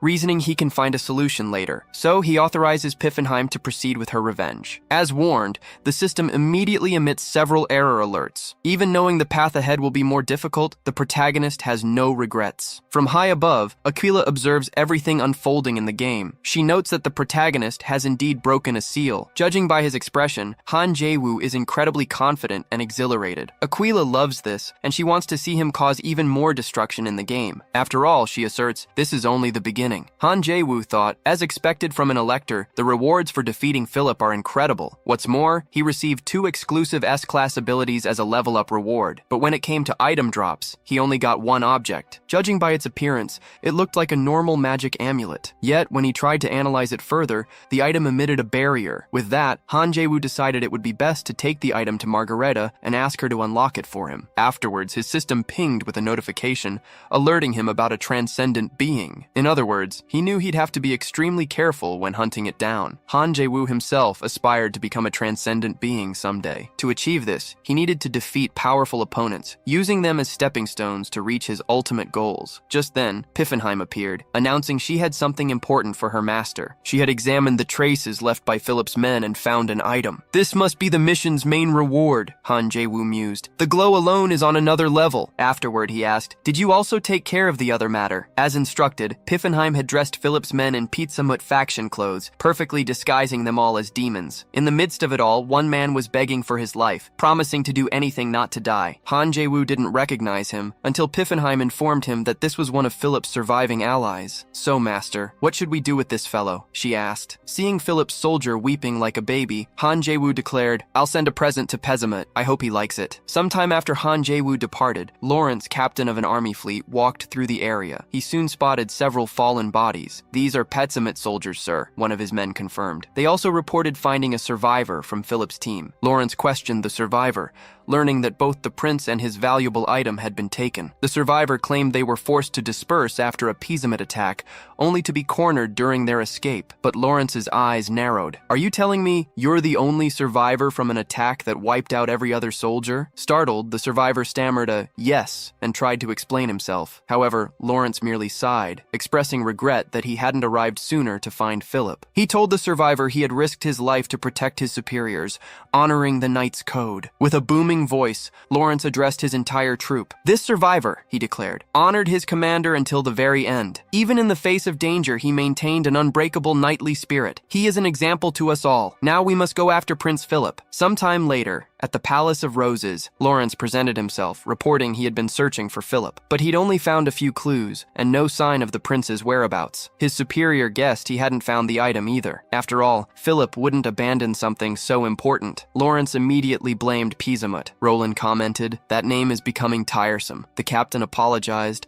but Rose asserted that finding the item was paramount. She added that the item was the only way to restore Prince Philip to his elector status. Roland stated, Philip isn't someone who would would die so easily. She then ordered her servant to send a message to Pezamut, demanding he return the item. Otherwise, she grinned, what comes next will be fun. At Pezamut's base, he received a message. He was instantly terrified. The mad woman had been resurrected. The woman he referred to was Margareta. She was someone even a demon like Pezamut feared. After all, he was responsible for the curse that had left her in a coma. His servant argued she was merely human, but Pezamut vehemently disagreed. Margareta invaded Off's hideout alone, he snarled, and defeated all his subordinates. And she did it cruelly. But the worst part was that she did it after one of Off's men stepped on her snack. After that incident, Margareta became known among demons as the Destructive Storm. Another of Pezamut's servants appeared, announcing, a message just arrived from Queen Roland. Now is a terrible time for this, Pezamut grumbled. He already had enough on his mind. But as he read the letter, he couldn't understand what Roland was talking about. He had no idea what item she was referring to. With that, Pezamut went ballistic. Now he had a lunatic on his tail, demanding something he didn't even know existed. Pezamut's servant tried to deduce why Roland would assume they had the item. After all, they hadn't taken anything, and had even lost Hexax while pursuing Philip. This all seems suspicious, the servant mused. Margareta's resurrection, the sudden disappearance of this item, everything has a final result, but the cause remains vague. With that, the servant began to consider the possibility of a mastermind tying all these events together. In a way, he wasn't wrong. He just hadn't discovered yet that Han Jae-woo was behind these schemes. Speaking of which, Han Jae-woo sneezed and his ally asked, are you catching a cold? No, he replied. I just smelled something strange. As they walked, Piffenheim showed curiosity about what her master would do with Philip's body. Han Jae-woo hadn't decided yet, as he was preoccupied with something else entirely. After all, he now held the Golden Imperial document. With that, and Philip's body, he believed he could accomplish many great things. He confidently asserted, now, I control the world. Piffenheim was delighted for her master, wishing him a long and prosperous life. Sometime later, a group of friends was heading home. They'd even planned to drink until they dropped at the first tavern they found. They were ready to party. However, an arrow suddenly struck one of the men, ruining their plans. The other man watched his friend fall, but he was powerless. A group of bandits had ambushed their carriage, emerging from the forest, but the attacked group wouldn't go down without a fight. They wanted vengeance for their fallen friend. A battle quickly erupted. The bandit leader sneered, claiming the merchants were profiting handsomely by reselling goods to Roland. The merchant retorted that the bandit had no idea who he was messing with, but the bandit didn't care. He disarmed the merchant, cornering him. Then he taunted him, saying he could run to Valpurgis for help, and if he really wanted, he could bring her uncle too. Speaking of Valpurgis, she was having a private moment with our protagonist, Han Jae-woo. She noticed a smudge on his face, leaning in to wipe it away. Suddenly, Margareta burst in, frantically looking for him. Her abrupt entrance startled both of them, but even Margareta herself was shocked. For the first time, she saw Valpurgis's face without her helmet. After calming down and taking a drink of water, Margareta declared she nearly had a heart attack seeing Valpurgis's bare face. She added that such a beautiful face made her heart race. The High Abbess then warned Han Jae-woo to take good care of Valpurgis, telling him not to mess things up with a girl like her. Otherwise, she threatened to tear him in half. Changing the subject, Margareta wanted to know more about Philip's death. Han Jae-woo explained that after defeating him, he'd left the prince's body in his subordinate's custody. However, Margareta insisted that Philip being dead was a problem. She wanted to be the one to finish him. Seeing the abbess's fury, Han Jae-woo silently thought it was probably better Philip died before he ever met. To calm Margareta down, Han Jae-woo told her he had a gift. He revealed a pouch full of money, explaining it had belonged to the prince, but now it was hers. He added that with so much money, she could buy all the food her heart desired. Margareta immediately called Han Jae-woo a saint of compassion, declaring herself even more enchanted by him. Meanwhile, Valpurgis spotted a stack of papers and, intrigued, asked what they were. Reading their contents, she realized they were letters to Philip, Roland's plans to make him the next emperor. Han Jae-woo explained that the current emperor's relationship with Roland was strained due to fiscal issues. Margareta added that economic blockades were also in play. She clarified the emperor was seizing goods from all merchant guilds linked to Roland. This was driving nearby cavalry units absolutely mad. That's why House Ritter attacked the Ignis Merchant Guild. Because of all this, Margareta revealed, Valpurgis was under immense mental stress. Valpurgis, however, hadn't wanted Han Jae-woo to know any of this, but Han Jae-woo pressed, "What's happening?" With no other choice, his friend agreed to tell him everything. Sometime later, Han Jae-woo realized just how tangled this whole mess had become. He never imagined the Emperor's economic blockade would escalate into a massive confrontation with the Elector of Bayern. Lost in thought, Valpurgis arrived for a visit. She told him she wished he'd forget what he'd heard earlier. She didn't want to drag him into her family's troubles. However, Han Han Jae-woo declared he couldn't ignore it. He wanted to help Valpurgis with whatever she needed. Even so, she insisted the situation was far too big for him to get involved. She'd seek help from other allies, she assured him. He shouldn't worry. Even though he knew Valpurgis was reliable, Han Jae-woo felt she still lacked experience, and her heart was far too soft. So he tried to comfort his friend. He said he understood the situation was too big for a mere mercenary, but even so, he refused to stand aside. He wanted to help her no matter what. After all, he claimed, mercenaries could be useful in their own way. His friend brightened, appreciating his ability to make jokes even in a tense moment. Regardless, Han Jae-woo declared he was feeling quite confident. Valpurgis, in turn,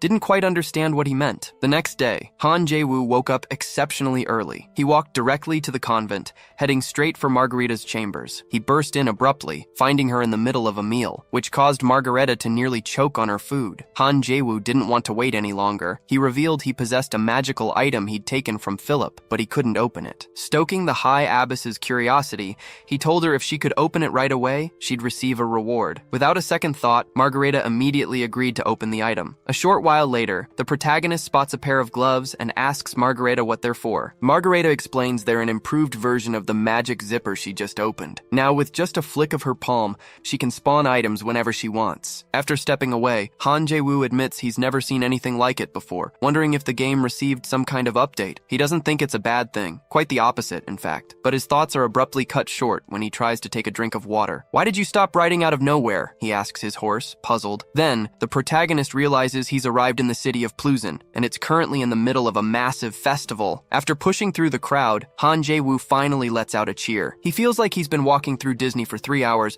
but he's finally escaped the overwhelming throng. Suddenly, amidst all the chaos, he spots someone holding a welcome sign. The protagonist thinks this place is exactly as he remembers it. He sees people eagerly awaiting the arrival of someone they're calling the Great One. Han Jae-woo muses that Pluzin is a city where many different races coexist, and the Great One they're referring to is none other than the Demon King Kubalt. Kubalt played a crucial role in unifying cultures through his vast knowledge and eloquence. He's considered the primary pro-human Demon King after Roland, and he's also a vital figure who can help with the current situation. Therefore, Han Jae-woo is determined to find him, no matter the cost. Lost in his thoughts, an individual approaches the protagonist, declaring he possesses the aura of a great adventurer. "Even without knowing you, I can sense your strength from afar," the stranger proclaims. Han Jae-woo decides to check his system to understand what the goblin is talking about. He then notices that he possesses an SS rank, worthy of a great leader, with one of his abilities specifically being a strong influence over even strangers. With this realization, Han Jae-woo states his desire is to meet Kubalt. The goblin, clearly thrilled, exclaims, "It's exciting to know the city will receive 2 powerful visitors simultaneously." He adds that he also has business with Kubalt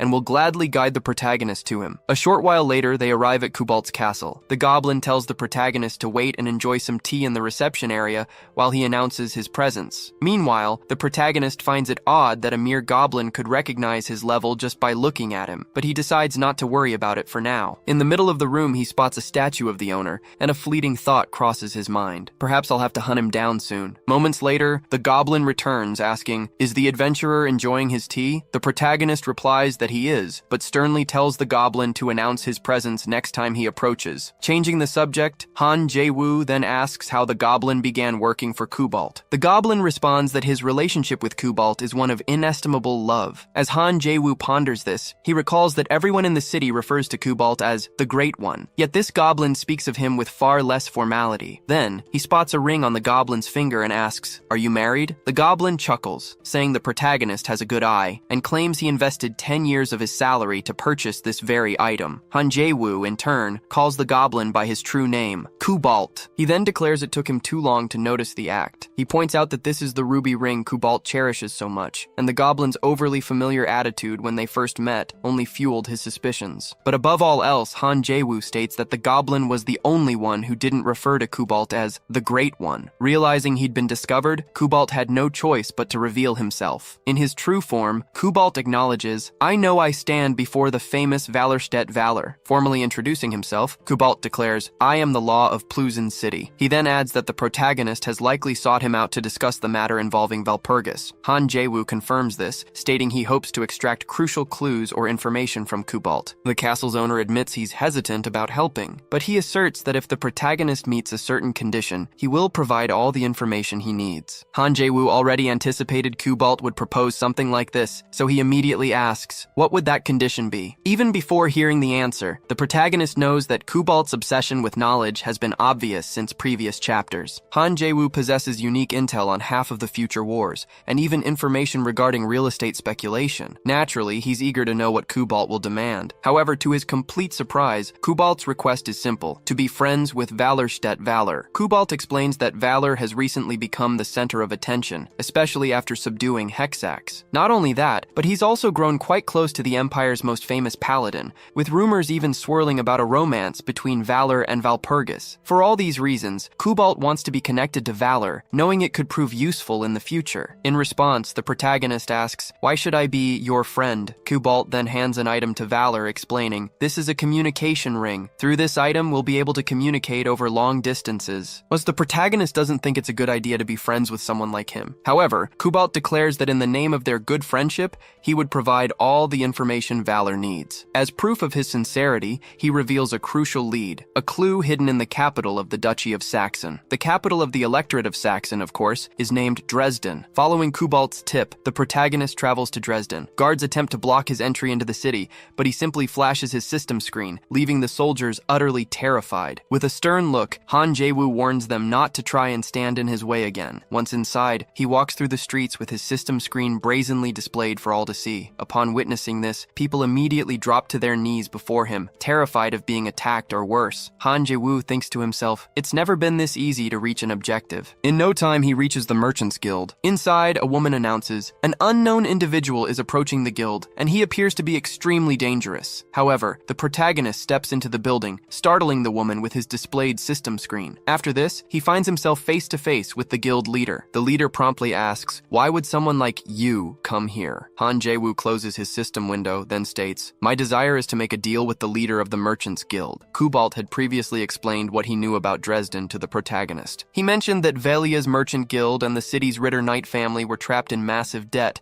caught in a serious debtor-creditor relationship. The protagonist had no idea about this kind of information. As expected, Cobalt was incredibly well informed. After all, he was the man who had outmaneuvered the protagonist in information warfare countless times in the past. His intelligence network stretched across the entire continent, earning Cobalt the title of King of Shadows. Judging by the protagonist's expression, Cobalt noted that he seemed satisfied with this information. However, Cobalt still had something more to reveal. Back in the present, Han Jae-woo stood with the leader of the Merchant Guild. The guild leader introduced his daughter, Marin, to the protagonist, explaining that she now spent her days confined to her bed. Not long ago, Marin was a normal child, but one day she lost all strength in her arms, unable to even lift a fork. It wasn't long before her entire body followed suit. Her father hired the best doctors in the city, and even outside experts, but no solution proved effective. Ever since watching his daughter in such a state, he lamented not seeing her healthy as before. Even so, like any good father, he hadn't lost hope of helping her. He then implored the admirable adventurer to do something to help his daughter. First, the protagonist told the guild leader to simply call him Valor from now on. He then explained that the purpose of his visit was to strike a deal. Now, judging Marin's situation, Valor realized her condition was truly critical. She had suffered significant muscle loss, and her body was severely malnourished. He concluded that the girl couldn't be treated with traditional medical methods. But the good news is he knows a method to cure her. The father immediately asked what he needed to do. Han Jae-woo replied that he needed an elixir from Gross Glockner. However, the girl's father said this made saving his daughter practically impossible, clearly showing he knew exactly what kind of place Gross Glockner was. That's why he deemed it impossible to get what the protagonist requested. Gross Glockner is a canyon located in the southeastern part of the Empire. Despite its breathtaking landscapes, it's most famous for being home to the fearsome demonic dragon known as Schwarze Teufel. While few ancient dragons remain on the continent, Schwarze Teufel possesses immeasurable power. Not even demon kings dare challenge him. The canyon he rules is infested with countless beasts and demons. Simply put, it's a deadly place for both humans and demons, making it a hopeless challenge for ordinary people. However, the protagonist was no ordinary person. He reassured the Merchant Guild leader about this,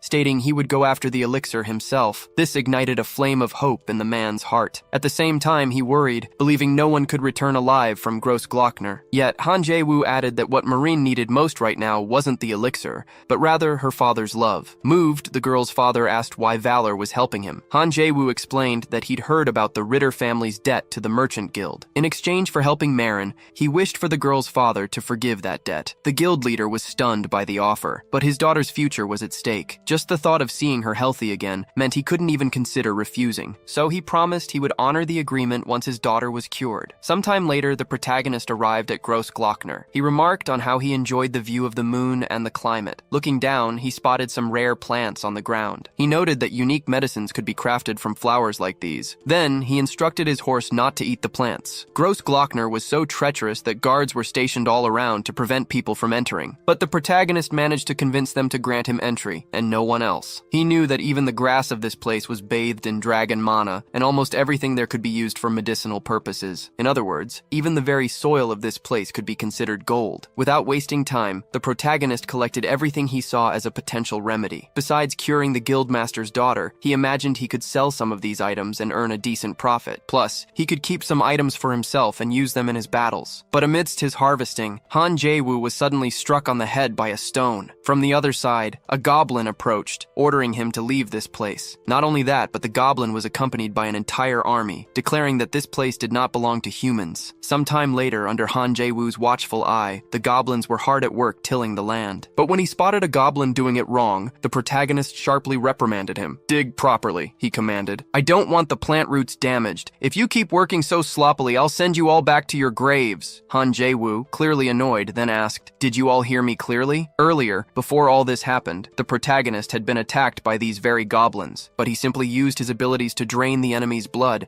effortlessly defeating them all with a single strike. Even in death, however, the goblins still had their uses. Han Jae-woo once again employed his skills, breathing life back into their corpses and swiftly creating an army of zombie goblins. This way, he wouldn't have to cultivate the plants all by himself. Back in the present, Han Jae-woo mused, "You really shouldn't have attacked when you had no chance of winning, Kururak, should you?" His servant, Kururak, humbly replied that the goblins had failed to recognize Han Jae-woo's true majesty, but thanked him for taking them in as servants. The protagonist chuckled, saying that he was the one who should be grateful, as the goblins were working so diligently. Changing the subject, he asked, "Who else lives in these canyons besides goblins?" Kururak quickly listed, "In this canyon, besides goblins, there are countless other monsters, werewolves, worms, giant centipedes, and many ogres too." Han Jae-woo noted that his new servant had memorized everything, proclaiming it a wise decision to keep him by his side. Kururak declared it an honor to serve him. Suddenly, the protagonist heard a voice coming from his ring. On the other end, Kubalt asked if he'd forgotten the ring was a communication channel. Han Jae-woo confirmed, "Yes, I did. What do you want to talk about?" The Demon King inquired, "How are things going in Grossglockner?" Han Jae-woo replied, "The water's fine, the breeze is fresh, and the moonlight is beautiful." Kubalt mentioned that the city of Pluzin was also buzzing, preparing for the upcoming festival, and invited the protagonist to join if he had time. "But what I really wanted to say," Kubalt continued, "is that Valpurgis recently visited Ritter. Just as Valor had predicted, they demanded an absurd settlement fee. They also threatened to confiscate the goods meant for trade with Roland. In short, it was all unilateral and incredibly unfair. The protagonist declared they had gone far beyond the limit. Kubalt, however, warned that this was only the beginning. He truly wished Valpurgis would act more reasonably, but Han Jae-woo argued she would never accept those terms. He urged Kubalt to buy them some time. Kubalt agreed to do as Valor asked, in the name of their friendship. With that, the protagonist promised to reward him for this favor when they met again. The Demon King seemed pleased. After all, Grossglockner was a true gold mine, so he expected a suitable gift. Then, noting the background noise, he said Valor clearly had a lot of work ahead, so he wouldn't bother him any further. Han Jae-woo felt relieved that Kubalt had finally hung up. He was only tolerating him for Valpurgis' sake after all. But just when the protagonist thought he might finally get some rest, Kururak approached him. "We have a problem," he announced. Han Jae-woo then noticed the arrival of several monsters. A A pack of ogres had decided to give him a welcome. With that, the protagonist told Kururak to step back. He realized the goblins he'd been controlling had already been slaughtered. Not only that, but upon analyzing the ogres,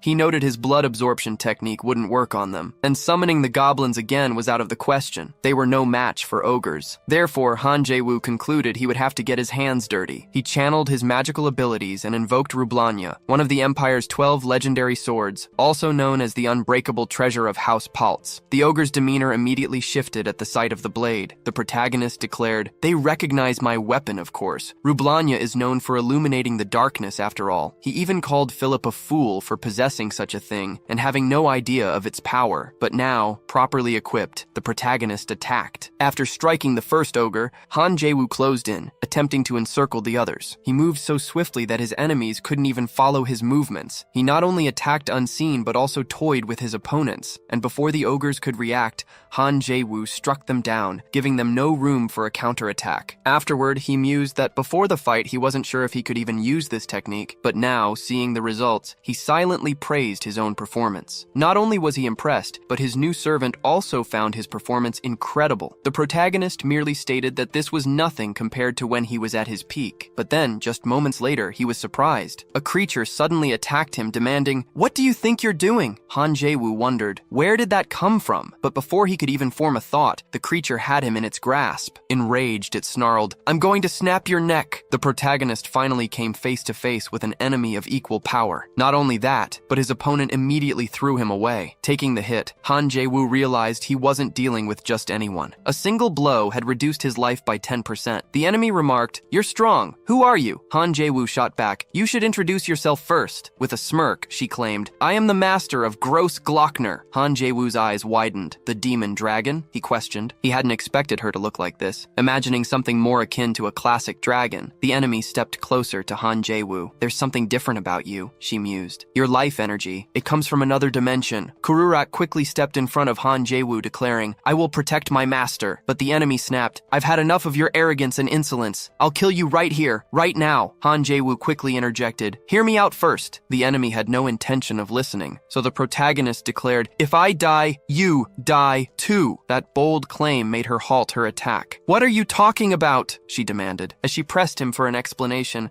Han Jae-woo revealed, "I sometimes have prophetic dreams, and in one of them I saw you. Not only that," he continued, "but in my dream, the demon dragon suffered a horrible death." The story didn't sound very convincing, but Han Jae-woo challenged, "If you don't believe me, read my memories and see for yourself." She reached for his head to read his memories, only to accidentally prick him with her sharp claws. Taking a moment, she declared, "I'll try something, but if you're lying," she warned, "you will die." After her threat, she retracted her claws and concentrated to delve into Han Jae-woo's mind. But the moment she plunged in, she was overcome by a strange sensation. Inside, she saw a chaotic torrent of things she couldn't possibly comprehend. Han Jae-woo's voice echoed in her thoughts, "Ignore that. Focus on what matters." But despite his warning, her curiosity pulled her towards other sights. To prevent her from seeing too much, Han Jae-woo immediately projected the specific vision he wanted her to witness. The adversary found it suspicious, but trapped within his mind, she had little choice. A moment later, she saw it, herself in her true dragon form. Then she realized the protagonist hadn't been lying. That single glimpse was enough to confirm his story. With a gasp, she pulled herself out of Han Jae-woo's mind. Meanwhile, the protagonist thought to himself, "Phew, she almost saw more than she should have." Still visibly shaken, the demon dragon murmured,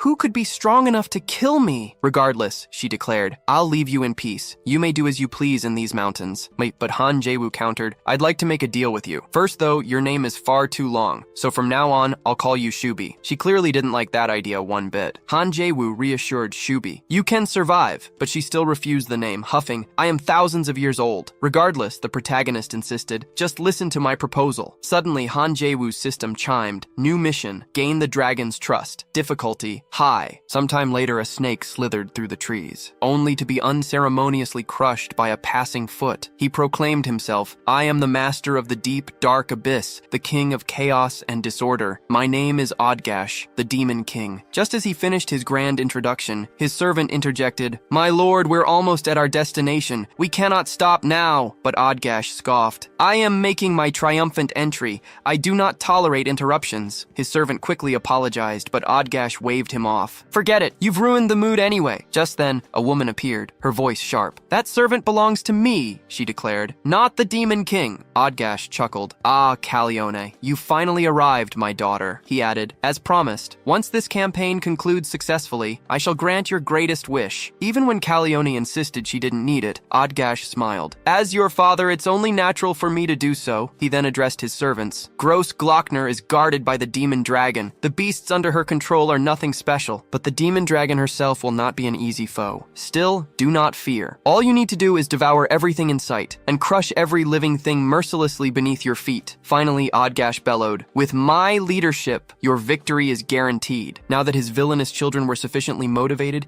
he was ready to move towards their objective. Back to our protagonist, he gathers his servants. He tells them that despite being disturbed by strange creatures and a dragon with communication issues, their mission is to collect as many valuable herbs as possible to bring back to Dresden. With that, he orders all the goblins to get back to work. After this motivating speech, Kururak serves his master a mandragora drink. As he sips, the protagonist muses that encountering a dragon so suddenly in a place like this would have been far more dangerous if he didn't have memories from previous playthroughs. Despite that, he thinks this run is quite different from the others, from Philip's altered behavior to the dragon's appearance. And speaking of appearances, he can't forget Valpurgis, who finally revealed her face to him. Next, he decides to check a few details using his system. As he suspected, the protagonist realizes this isn't the first time something like this has happened. Everything that's occurred so far is different from the previous run. Therefore, he concludes that what's to come might also be completely new. Han Jae-woo remembers almost every map in Gross Glockner, even every single stone, so he thinks it makes no sense to be confused about the dragon's drawing locations. Something is definitely wrong here. The battle for Harfaim between the Steel Elector and Pahamut, the betrayal of Friedrich, the Steel Elector's aid, and the crisis at Valpurgis's Grand Convent. The main scenarios are all the same, but the events are different. Yet the protagonist can't quite pinpoint what's different. Is he forgetting something important? His thoughts are interrupted by a commotion among the goblins. The protagonist tries to understand what's happening. One of the goblins says he merely hurt himself while gathering plants. Han Jae-woo warns them to be careful,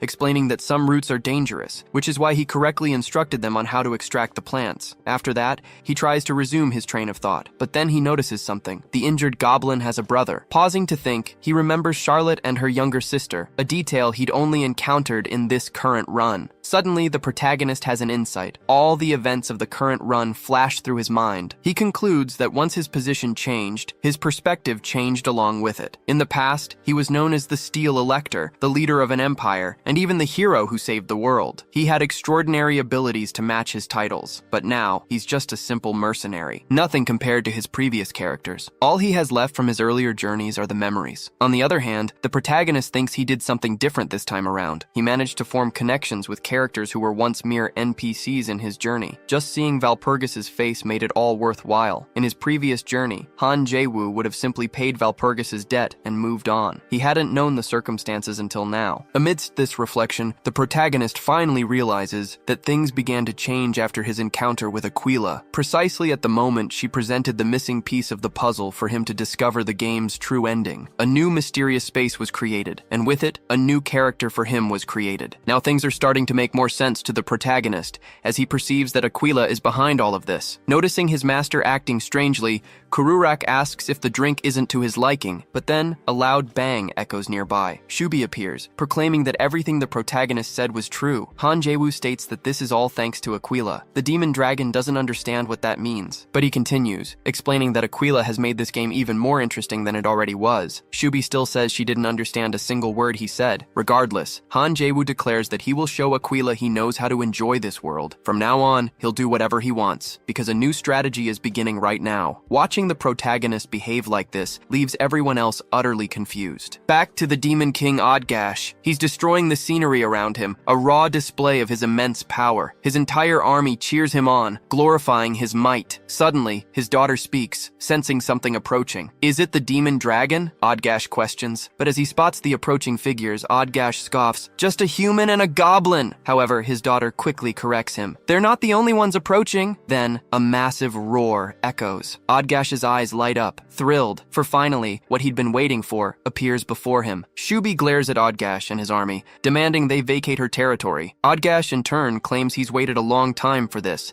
and he's here specifically for her. He even tries to present a tempting proposal, but Shubi rejects it outright. She glances at the protagonist. He's given her the signal. She prepares for battle, daring her enemy to attack. Odgash realizes he'd been talking to himself the entire time. His opponent hadn't even listened to a word he said. Swiftly, Shubi carries Odgash away, leaving the rest to the protagonist. Han Jae-woo had anticipated Odgash's invasion, but it's happening much sooner than last time. He could simply ignore him, but the demon dragon will be useful later, and he can't let her die now. Besides, the continent's greatest beauty, Lady Calione, stands before him. This is an honor indeed. She then removes her helmet and steps forward, leading her army. Seeing her like this, the protagonist remembers something vital. Depending on player choices, Calione is the highest risk character, capable of becoming either an ally or an enemy, but she's even stronger than Bahamut. They don't call her the Ice Queen for nothing. He absolutely needs to recruit her for his future strategy, no matter what. Seizing the opportunity, Han Jae-woo tells Calione, "You're even more beautiful in person." However, he promptly finds a spear at his throat. A servant and Calione both threaten him. Sarcastically, the protagonist deadpans, "My desire is to speak with the princess. Perhaps you can arrange a meeting?" Enraged, the princess's servant attacks him. Concerned for his master, Kururak leaps to the front of the battle. Han Jae-woo muses, "My favorite goblin is incredibly loyal to me." Kururak declares to the enemy, "If you want my master, you'll have to go through me first." The protagonist observes that this goblin is quite different from when he fled alone during Shubi's attack. Back to the fight, Han Jae-woo taunts the princess, "My servant is far more loyal than yours." Then, a whip lashes out,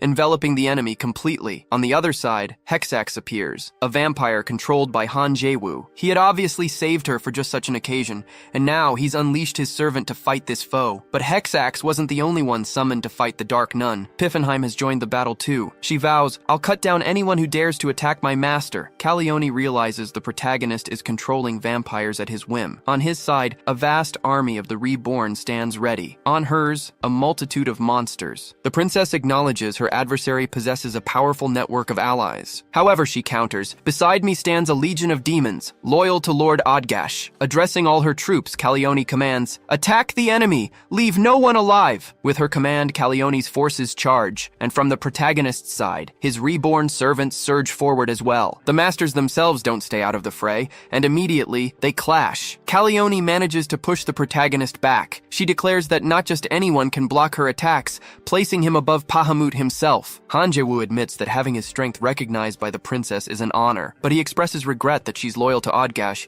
adding that if her true father knew, he'd weep tears of blood. The protagonist knows she is Lady Calione Raminia Kaimars, the only daughter of the former level 1 demon lord, Kaimars. Calione in turn asks, "What else do you know?" The protagonist starts to laugh, prompting her to demand, "Why are you laughing?" Han Jae-woo finds it amusing that she's become so ignorant as to follow in the footsteps of the very one who defeated her own father. Calione, however, is stunned and confused by this information. "What are you talking about?" she demands. For Calione, her father was the most respected person in the world. She always cherished the warmth in his gaze, as it brought her a deep sense of peace and inspired other demons to believe in themselves. Calione was immensely proud of her father. He was her very own source of happiness, but everything ended when he died. Kaimars was tragically killed by Gorokalgam and Kaltus. It was then that Odgash adopted her. At the time, he claimed to hate the other demons just as much as she did. Lord Kaimars, he said, wasn't just his soul and true master, but also his best friend. Odgash spoke of a new beginning, promising that when the time was right, he'd help her achieve vengeance. Back in the present, Calione was indignant, hearing the protagonist insult her master. Han Jae-woo declared that she was truly in a terrible situation, but he urged her to take a look at an item first. He then tossed an energy sphere to Calione. Meanwhile, Odgash faced the demon dragon,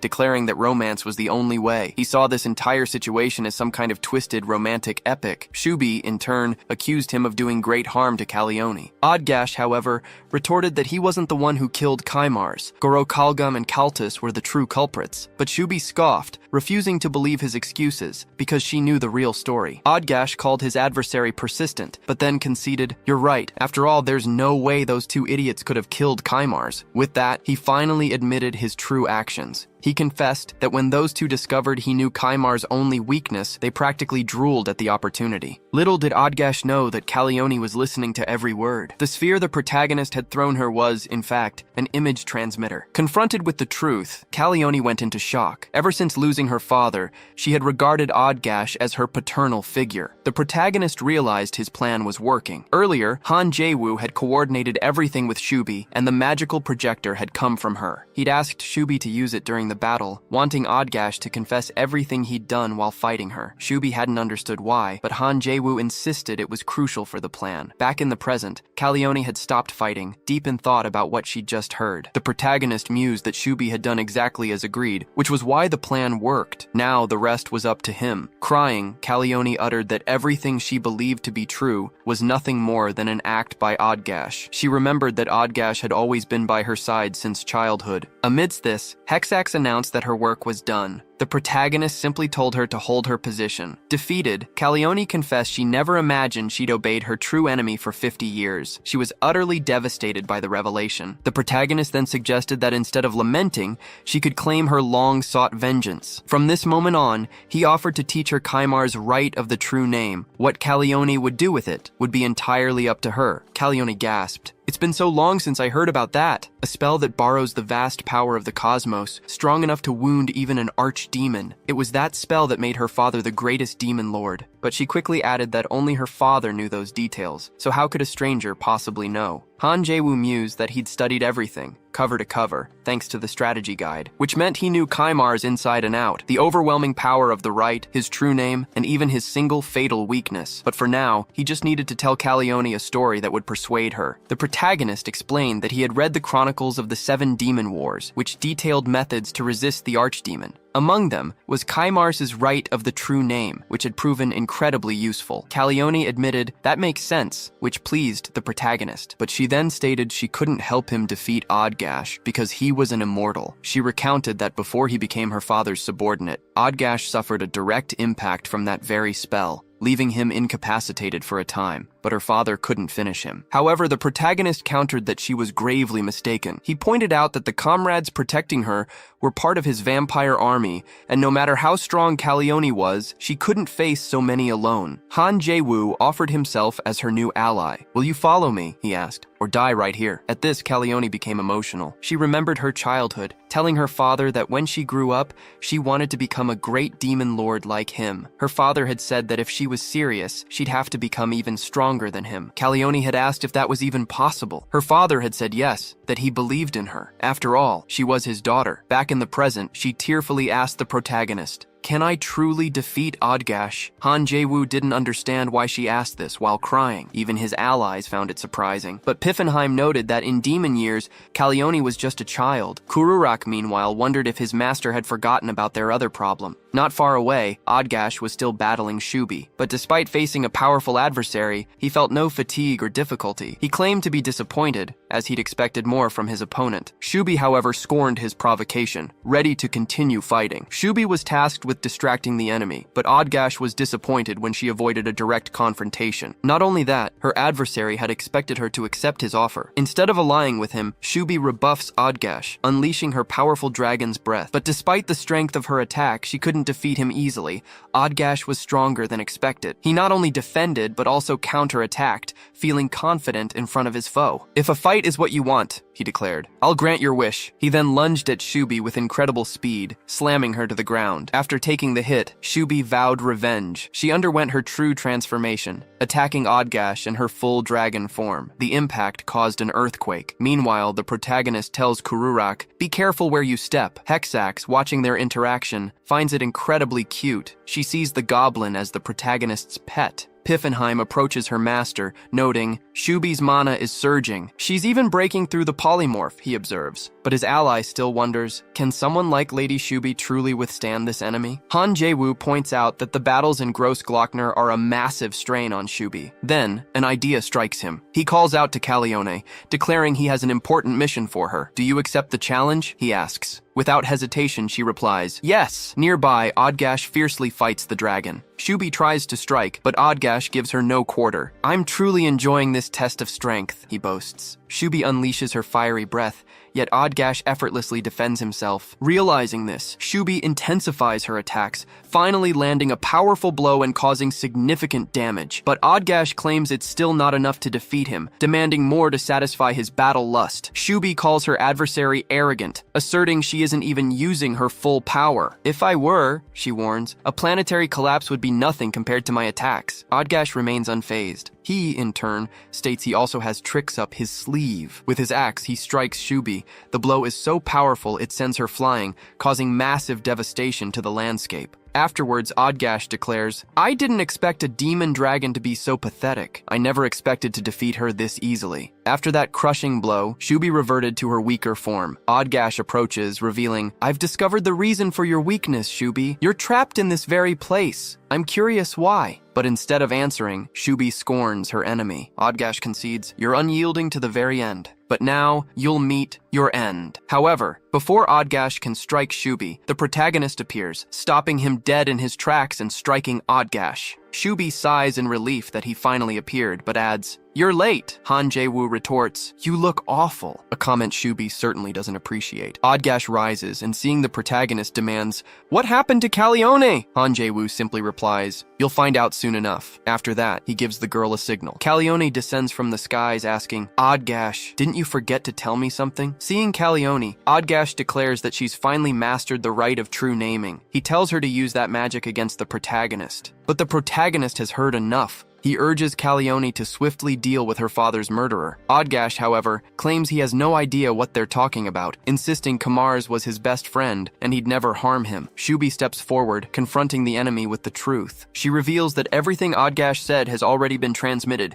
meaning Calione knows all the facts. At this, Odgash completely loses it, exclaiming that his enemies are conspiring against him. Han Jae-woo tells Shuni to trap Odgash before he can escape. Shuni uses her territorial influence to bind the enemy with powerful roots. Not only that, but a magical seal is also invoked around him. Odgash remains unfazed, declaring they can all attack him together if they wish. Calione is the first to strike, unleashing her magic against her former ally. Her heart seethes with hatred, and she pours all her rage into the assault. Odgash takes the full brunt of the magical onslaught. Afterward, Calione feels utterly drained, having poured so much energy into that one attack. The enemy, however, is in far worse shape, having taken the full force impact. Remembering her father, Calione starts to get emotional again, but she barely has time for it. The enemy is already getting back up, catching her completely by surprise. The protagonist decides to attack, refusing to let Calione remain the enemy's target. Odgash, however, absolutely hates being wounded by a human, but his rage doesn't help him much. After capturing the enemy's attention, Han Jae-woo uses Odgash's own horn as a weapon against him. He declares this is the only way to kill an immortal, by using a part of the target's own body against them. With this precise, devastating blow, he finally defeats the enemy. Immediately, his system alerts him to the rewards he's earned from this victory. Meanwhile, Shubi casts healing magic on Calione. She tells her that she barely survived, having expended too much mana on her attack. But at least, the enemy has been defeated. Now that it's all over, Calione isn't sure what to do with her life. However, the protagonist invites her to join his party. With that, Calione realizes she's finally found a place to belong after all. A short while later, Marin, the guild leader's daughter, is awake. She complains that the medicine is incredibly bitter, but her father insists she must drink it anyway. After all, Lord Valor and his companions risked their lives to bring it from so far away. Marin asks if, once she drinks it all, her father will grant her wish. Her father says yes. Meanwhile, the protagonist asks about their agreement, but the guild leader tells them to discuss business where his daughter can't hear. In private, the protagonist asks if the guild leader has resolved the debt issue. The guild leader replies that there's strong opposition from the debtors. Why are they making such a fuss?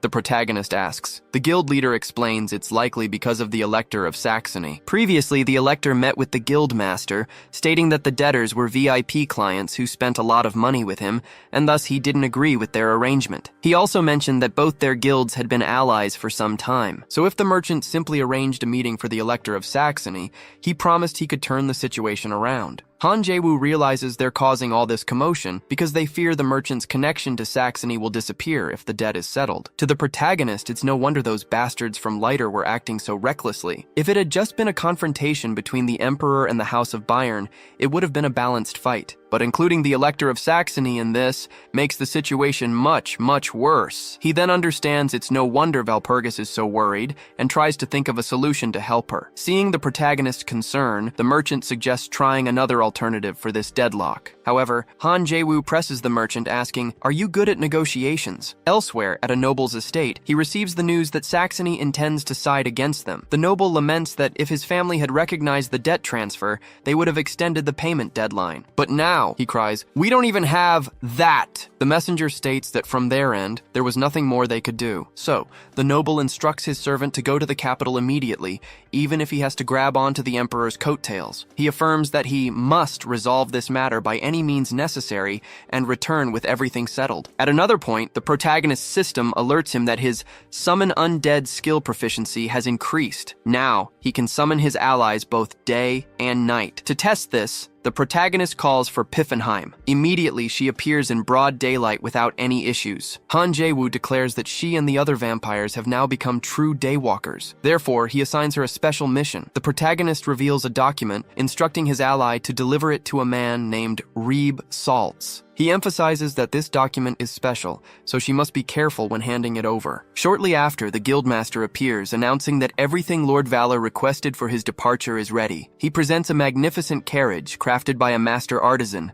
claiming that only a select few nobles possess such a luxury. He managed to acquire it through an acquaintance at a client's company. He also included payment for herbs and some travel money, so Valor should have more than enough. However, he can't help but ask, "What exactly do you plan to do with such a grand luxury item?" Han Jae-woo smirks. "Perhaps I'll use it to bash the heads of those who opposed our agreement." Marin then appears to bid them farewell. The protagonist advises her that despite being healthier, she still needs to be careful for a while. In turn, the young girl declares she has something for Valor. Then, she surprises him with a kiss on the cheek. Not just the protagonist, but everyone around is stunned by her bold gesture. Marin explains, "That's a thank you gift." After their farewells, the girl and her father head home. Along the way, Marin reminds her father of his promise to grant her a wish. Then she declares, "My wish is to become Lord Valor's bride." She explains that she was enchanted by him after meeting him. Her father, however, is not at all pleased with this turn of events. Meanwhile, far away, the protagonist and his group continue on their journey. Calione comments that Marin is indeed a warrior, expressing her surprise that she would try to win the protagonist over with such a bold move. Still, she adds that Lord Valor seems to care more about money than anything else. Han Jae-woo retorts that they simply don't understand. He insists that's how the world works. It revolves around money. But seeing the disapproving gaze of Calione's nuns, he quickly grows uncomfortable. Luckily for him, he receives a call from Kubalt, who heard that Valor had returned from Grossglockner and is thrilled to know he survived. The protagonist assures him he's perfectly fine and continues his mission. "By the way," Kubalt asks, "have the enemies left already?" His ravens discovered the departure immediately, which is why he's contacting him. The information just arrived. Han Jae-woo responds, "That was quick. What did you find out?" Kubalt replies that things are unfolding exactly as Valor predicted. Indeed, the enemies departed for the capital this morning, and they seemed incredibly irritated. The protagonist admits that he's partly to blame for that. He then hints, and there are still more surprises to come. Kubalt adds that apparently, Roland, the Rose Demoness, is currently in the capital. In that case, the protagonist asks him to spread a rumor in the capital. Kubalt remarks, "You're as meticulous as ever." Han Jae-woo replies that their alliance is precisely for this kind of work. Kubalt acknowledges, promising to reward him well, but then declares he wants to end the call now. The protagonist teases, "You don't need to be so embarrassed." His ally, trusting him, simply says, "I'll trust you. I'm hanging up now." After the call ends, the protagonist realizes he accidentally said something embarrassing. In turn, Calione is surprised to see the protagonist conversing with Kubalt of Plulzen,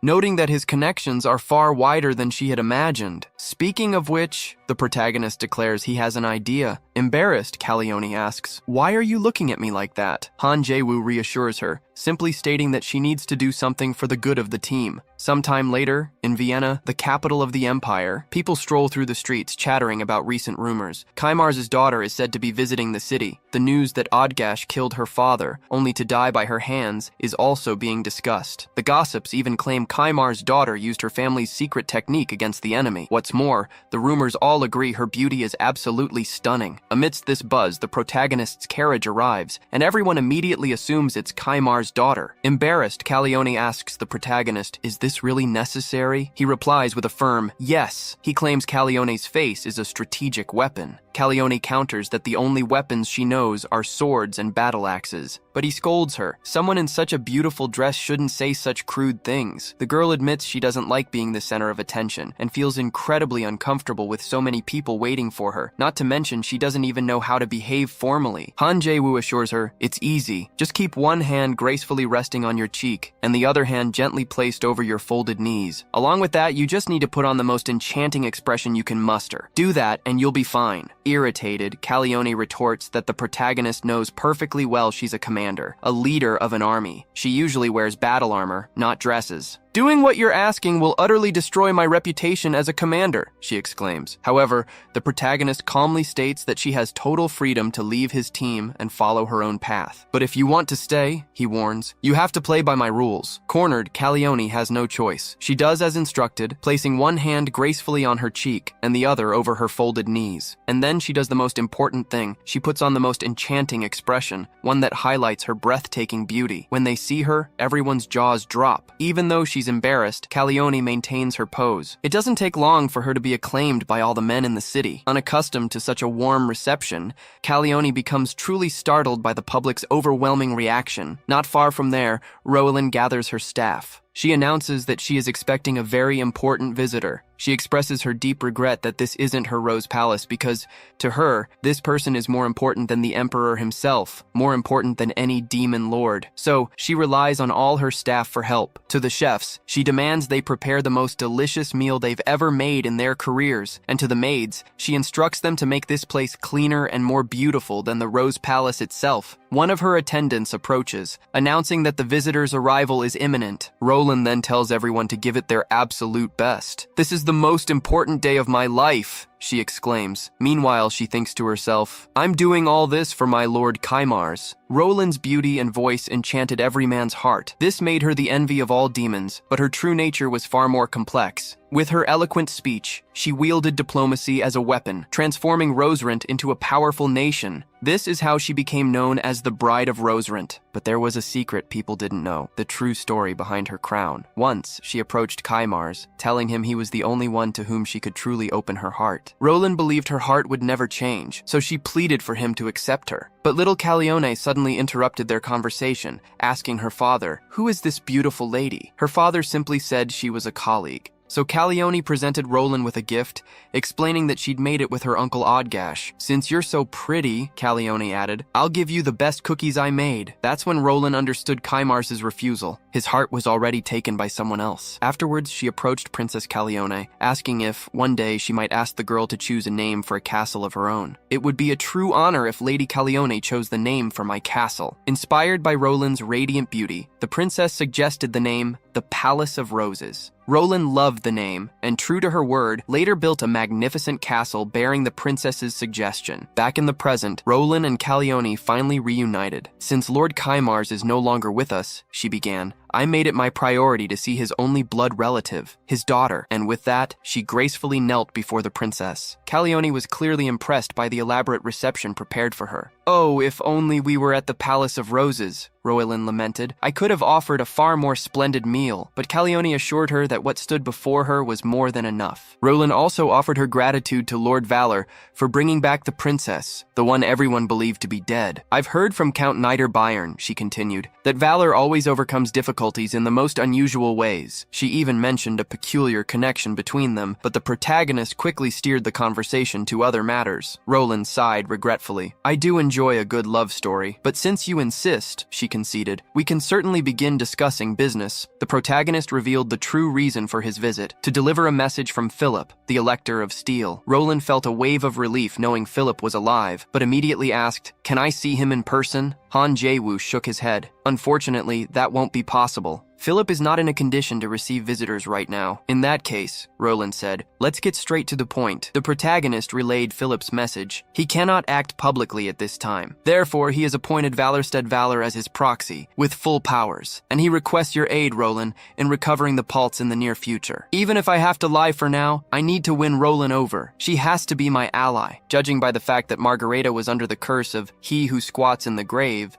It's clear Pedzimit is also receiving support from the Great Lord. Margarita alone won't be enough to defeat him. I can't personally kill someone under the protection of the Great Lord. That's why recruiting Roland is essential. With her by my side, I can put Pedzimit in his place. With that, Han Jae-woo concluded Philip's message. Roland had listened to the entire message with rapt attention. But to agree, she stated, I have one condition. She explained that Lord Valor must already know her current situation. The protagonist deduced she was referring to the economic blockade. Therefore, Roland pressed, if Lord Valor truly represents His Highness, the Emperor cannot ignore your words. Han Jae-woo simply told her not to worry about that. The tables are already set, he assured her. Meanwhile, at the Imperial Palace, a frantic servant was pleading for His Majesty's help, only to have his appeal flatly rejected. Emperor Franz IV simply declared, I regret this. He claimed that as soon as he heard the circumstances, his heart had softened. Yet the servant insisted there had to be some kind of order for this situation. The Emperor, who barely bothered to hide the piles of gold surrounding his throne, remained firm in his decision. Despite the debt agreement, he stated, they were kind enough to bring a small tribute to the empire. Besides, he added, I hear the Valia Merchants Guild is supporting the debtors, and the servant tasked by his master to convince the emperor to prevent the agreement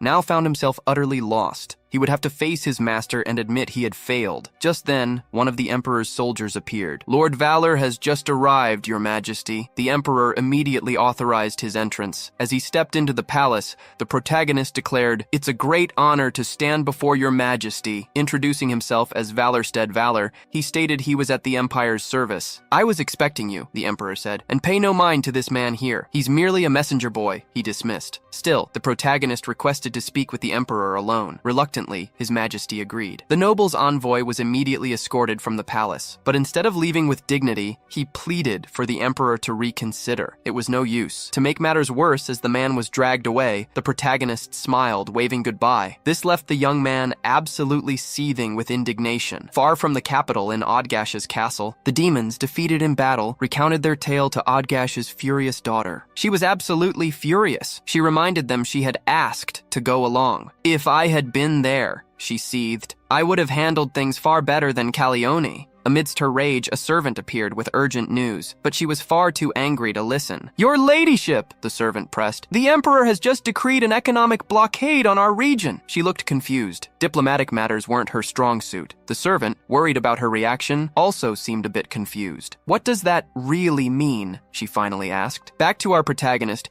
he's finally alone with the emperor. Han Jae-woo remarks that looking at the capital's prosperous scenery, he can't help but feel the magnificent achievements of His Majesty. He almost feels worthy of having stepped foot here, but the emperor tells him to set aside formalities. The emperor thinks that in the short time since Valor entered politics, he's managed to use Kaimars's daughter to soften anti-demon sentiment in crucial regions. He even turned them into allies. So he concludes that Valor is here for a reason too, and he wants to know what it is. However, he believes Valor is merely a mouse facing a predator, probably thinking he can win everything with mere words. Yet, in his arrogance, the emperor doesn't believe he'll be outmaneuvered by a newly appointed hero. So, he asks our protagonist, what do you really want to say? In response, our protagonist humbly asks that the economic blockade on Roserant be transferred to the domain of Odgash, the Demon King. The emperor wants to know what he'd gain from this, as a simple friendship treaty with the Rose Kingdom doesn't seem like enough. What's more, he claims that ancient Black Widow, Roland, is not of his interest. However, the protagonist asserts that she will do everything His Majesty orders. He reveals a document to the Emperor, which immediately piques His Majesty's curiosity. The document states that Roland herself has agreed to pay 10,000 florins annually. Not only that, but the Emperor asks our protagonist, is there any proof this document is authentic? Han Jae-woo explains that Odgash is currently the most despised villain on the entire continent. So if the Emperor blocks the Demon King's domain, he'll be praised by the entire world. The Emperor admits that Calione is indeed intriguing. But even so, he believes there isn't enough justification, claiming that politics isn't a game of emotion. An irritated Valor thinks to himself, the Emperor didn't say that when Roserant was blocked just because Roland refused to pay tribute. But then he speaks again. Odgash perished in the recent Great War. His followers are now preparing to declare war on the demonic dragon. The seeds of conflict haven't been uprooted, and the Empire's citizens are terrified. Therefore, it's time to make a decision. The Emperor comments that Valor certainly has has the gift of words. He could convince him of anything. Han Jae-woo thanks him, but internally knows he has no such gift. In truth, he possesses a convincing ability. Valor states his desire is simply to repay His Majesty's grace with a small token of loyalty. However, this infuriates the Emperor. He declares he would never be fooled by such sweet, comforting lies. He then demands, does Valor dare test the patience of the one who rules this entire continent? Immediately after, he orders his guards to remove Valor from his sight. Our protagonist doesn't understand how this happened, wondering, why is the Emperor doing this all of a sudden? Sometime later, at Roland's party, Caleone feels awkward, watching her servants eat heartily while she's the only one not enjoying herself. Even the Emperor is having a blast, declaring he's never had such a pleasant conversation as he had with Lord Valor. Our protagonist himself can't quite understand the Emperor's sudden change of heart, but the Emperor declares that from now on, Valor can call him Uncle. He won't accept any more formal titles. Han Jae-woo decides to play along, calling him Uncle. The Emperor beams, saying it's much better this way, far more pleasant to his ears. Outside, the servant who was expelled from the palace is absolutely seething with envy, seeing the Emperor so close to Valor. He rages, claiming this position should be his. He simply can't comprehend how Valor succeeded where he failed. Suddenly, one of his allies speaks up, asking, why kidnap Valpurgis? Another hooded figure chimes in, warning that it's far too dangerous, suggesting they consider other options. But the leader of the conspirators retorts that it's not out of the question. If they don't do what needs to be done, their entire family could be ruined. So he insists they act cautiously, yet precisely. Back with our protagonist, he finally retreats to his room, utterly exhausted. Caleone remarks that's what happens when you drink everything offered to you. Han Jae-woo chuckles, calling it socializing. He claims that in his day, he could handle 7 rounds of drinks, but now he just wants to rest. However, Kubalt calls him almost immediately, saying something terrible has happened. Our protagonist, groaning about a headache, tries to hang up, but Kubalt insists it's no time for jokes. It's about Valpurgis, he warns, urging Valor to take the situation seriously. At that exact moment, in Odgash Castle, the Demon King's daughter declares there's no time for hesitation. She wants to avenge her father immediately. She is Margaret von Tash, and she swears that to avenge her father, she'll devour even the demonic dragon itself if she has to. She commands all warriors fit for battle to prepare for war. She orders them to train intensely without rest until everyone is ready. As soon as possible, she wants to head to Gross Glockner. The princess's servant suggests it might be better not to act so rashly. He explains that the emperor has already declared an economic blockade there, and recently Valpurgis even brought St. Margaret back to life. Furthermore, the blockade on Rosarant has been lifted, so Roland won't stay silent either, which only makes things worse for them. Therefore, he urges them to act cautiously when executing their plans. However, Margaret von Tash remains unconvinced, declaring that nothing will stand in her way, especially not the weak. Meanwhile, Valpurgis finds herself trapped. Why are you doing this? She demands of her captors. The conspirator reveals their intention. We aim to persuade the emperor. He boasts about their fortress. It has an iron defense surrounded by the lake. Even if the Bayerns attack, they'll struggle to bring it down. Ultimately, he concludes, there's no way our plan can fail. Valpurgis scoffs, calling them idiots for believing mere gates can protect them. Annoyed, the enemy snaps, "Silence! You're far too noisy for a hostage." "Are you waiting for that bastard Valor?" he sneers. The mere thought of the humiliation Valor inflicted on him fills him with even greater fury. Valpurgis retorts, "You'll face even greater humiliation once I'm free." "There's nothing you can do in your current state," the enemy counters. "You're all alone!" Suddenly, another conspirator bursts in, alerting them to an invasion. Outside, the protagonist group has already surrounded the area. Hexax reports, "All units, except Piffenheim, who's on a special mission, have gathered. We can attack at any moment." Even Kururak asks if he should join in. "Quiet, everyone," the protagonist commands. "Our mission is to rescue Valpurgis and annihilate Ritter. They've crossed every line imaginable." He adds, "I was willing to ignore them if they'd just stayed quiet. But now, I'll see this hunt through to the very end." With that, they storm the location. The protagonist tells Hexax, "I'll take this side, you go the other way." Kururak begs to go with his master,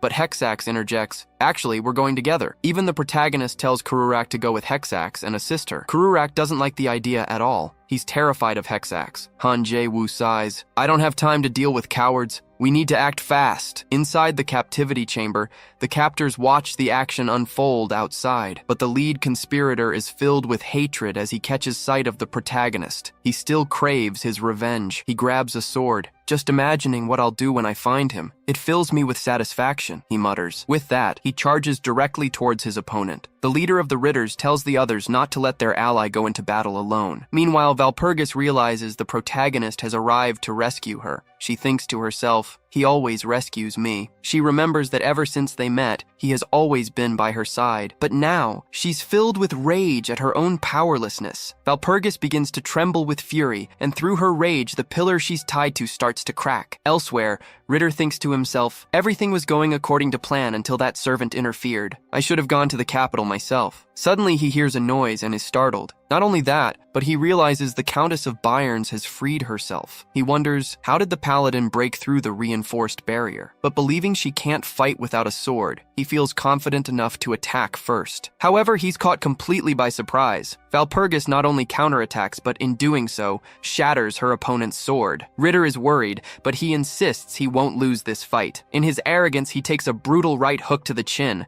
He even loses a tooth in the process. Valpurgis declares, I can't keep depending on others forever. She intends to finish off the enemy on her own. Ritter tries to argue, but can barely speak. All he manages to stammer is that he wasn't even part of this plan. Valpurgis simply says she doesn't care. But before she can attack, Ritter screams, Monster! It's very rude to call a lady a monster, Valpurgis retorts. Suddenly, she spots something approaching. A real monster arrives on the scene. Ritter cackles. My monster has finally awakened. Now one monster will face another. He calls the brute Igor and commands him to protect him. Back with the protagonist, he asks, Am I going the right way? Yes, Kubalt replies. I'm observing through the familiars right now, and someone named Igor just appeared there. Igor is the human weapon they've been developing, he explains. He's the same one who caused that mass massacre at Ritter's castle. A truly brutal creature. Han Jae-woo frowns. That's not part of the game's original story. Just then, a voice calls out, Valor stead valor! The protagonist thanks Kubalt for the information, but says he has to hang up to deal with something. The conspirator from the Ritter family approaches. Finally, he snarls, I'll have my revenge. But as he provokes the protagonist, he fails to notice that his rear is completely unprotected. Instantly, a shadow summoned by the protagonist strikes him on the head. He's knocked out cold, face planting into the ground. Han Jae-woo mutters, What a waste of time, I need to hurry. Back with Igor, he attacks the paladin. Valpurgis defends herself in her own unique way. She deftly dodges his attacks, using her superior speed to her advantage. Then, she senses something familiar about Igor. Were you the one responsible for ambushing and dragging me here? She questions. Regardless, she declares, as a member of the Walpurga convent,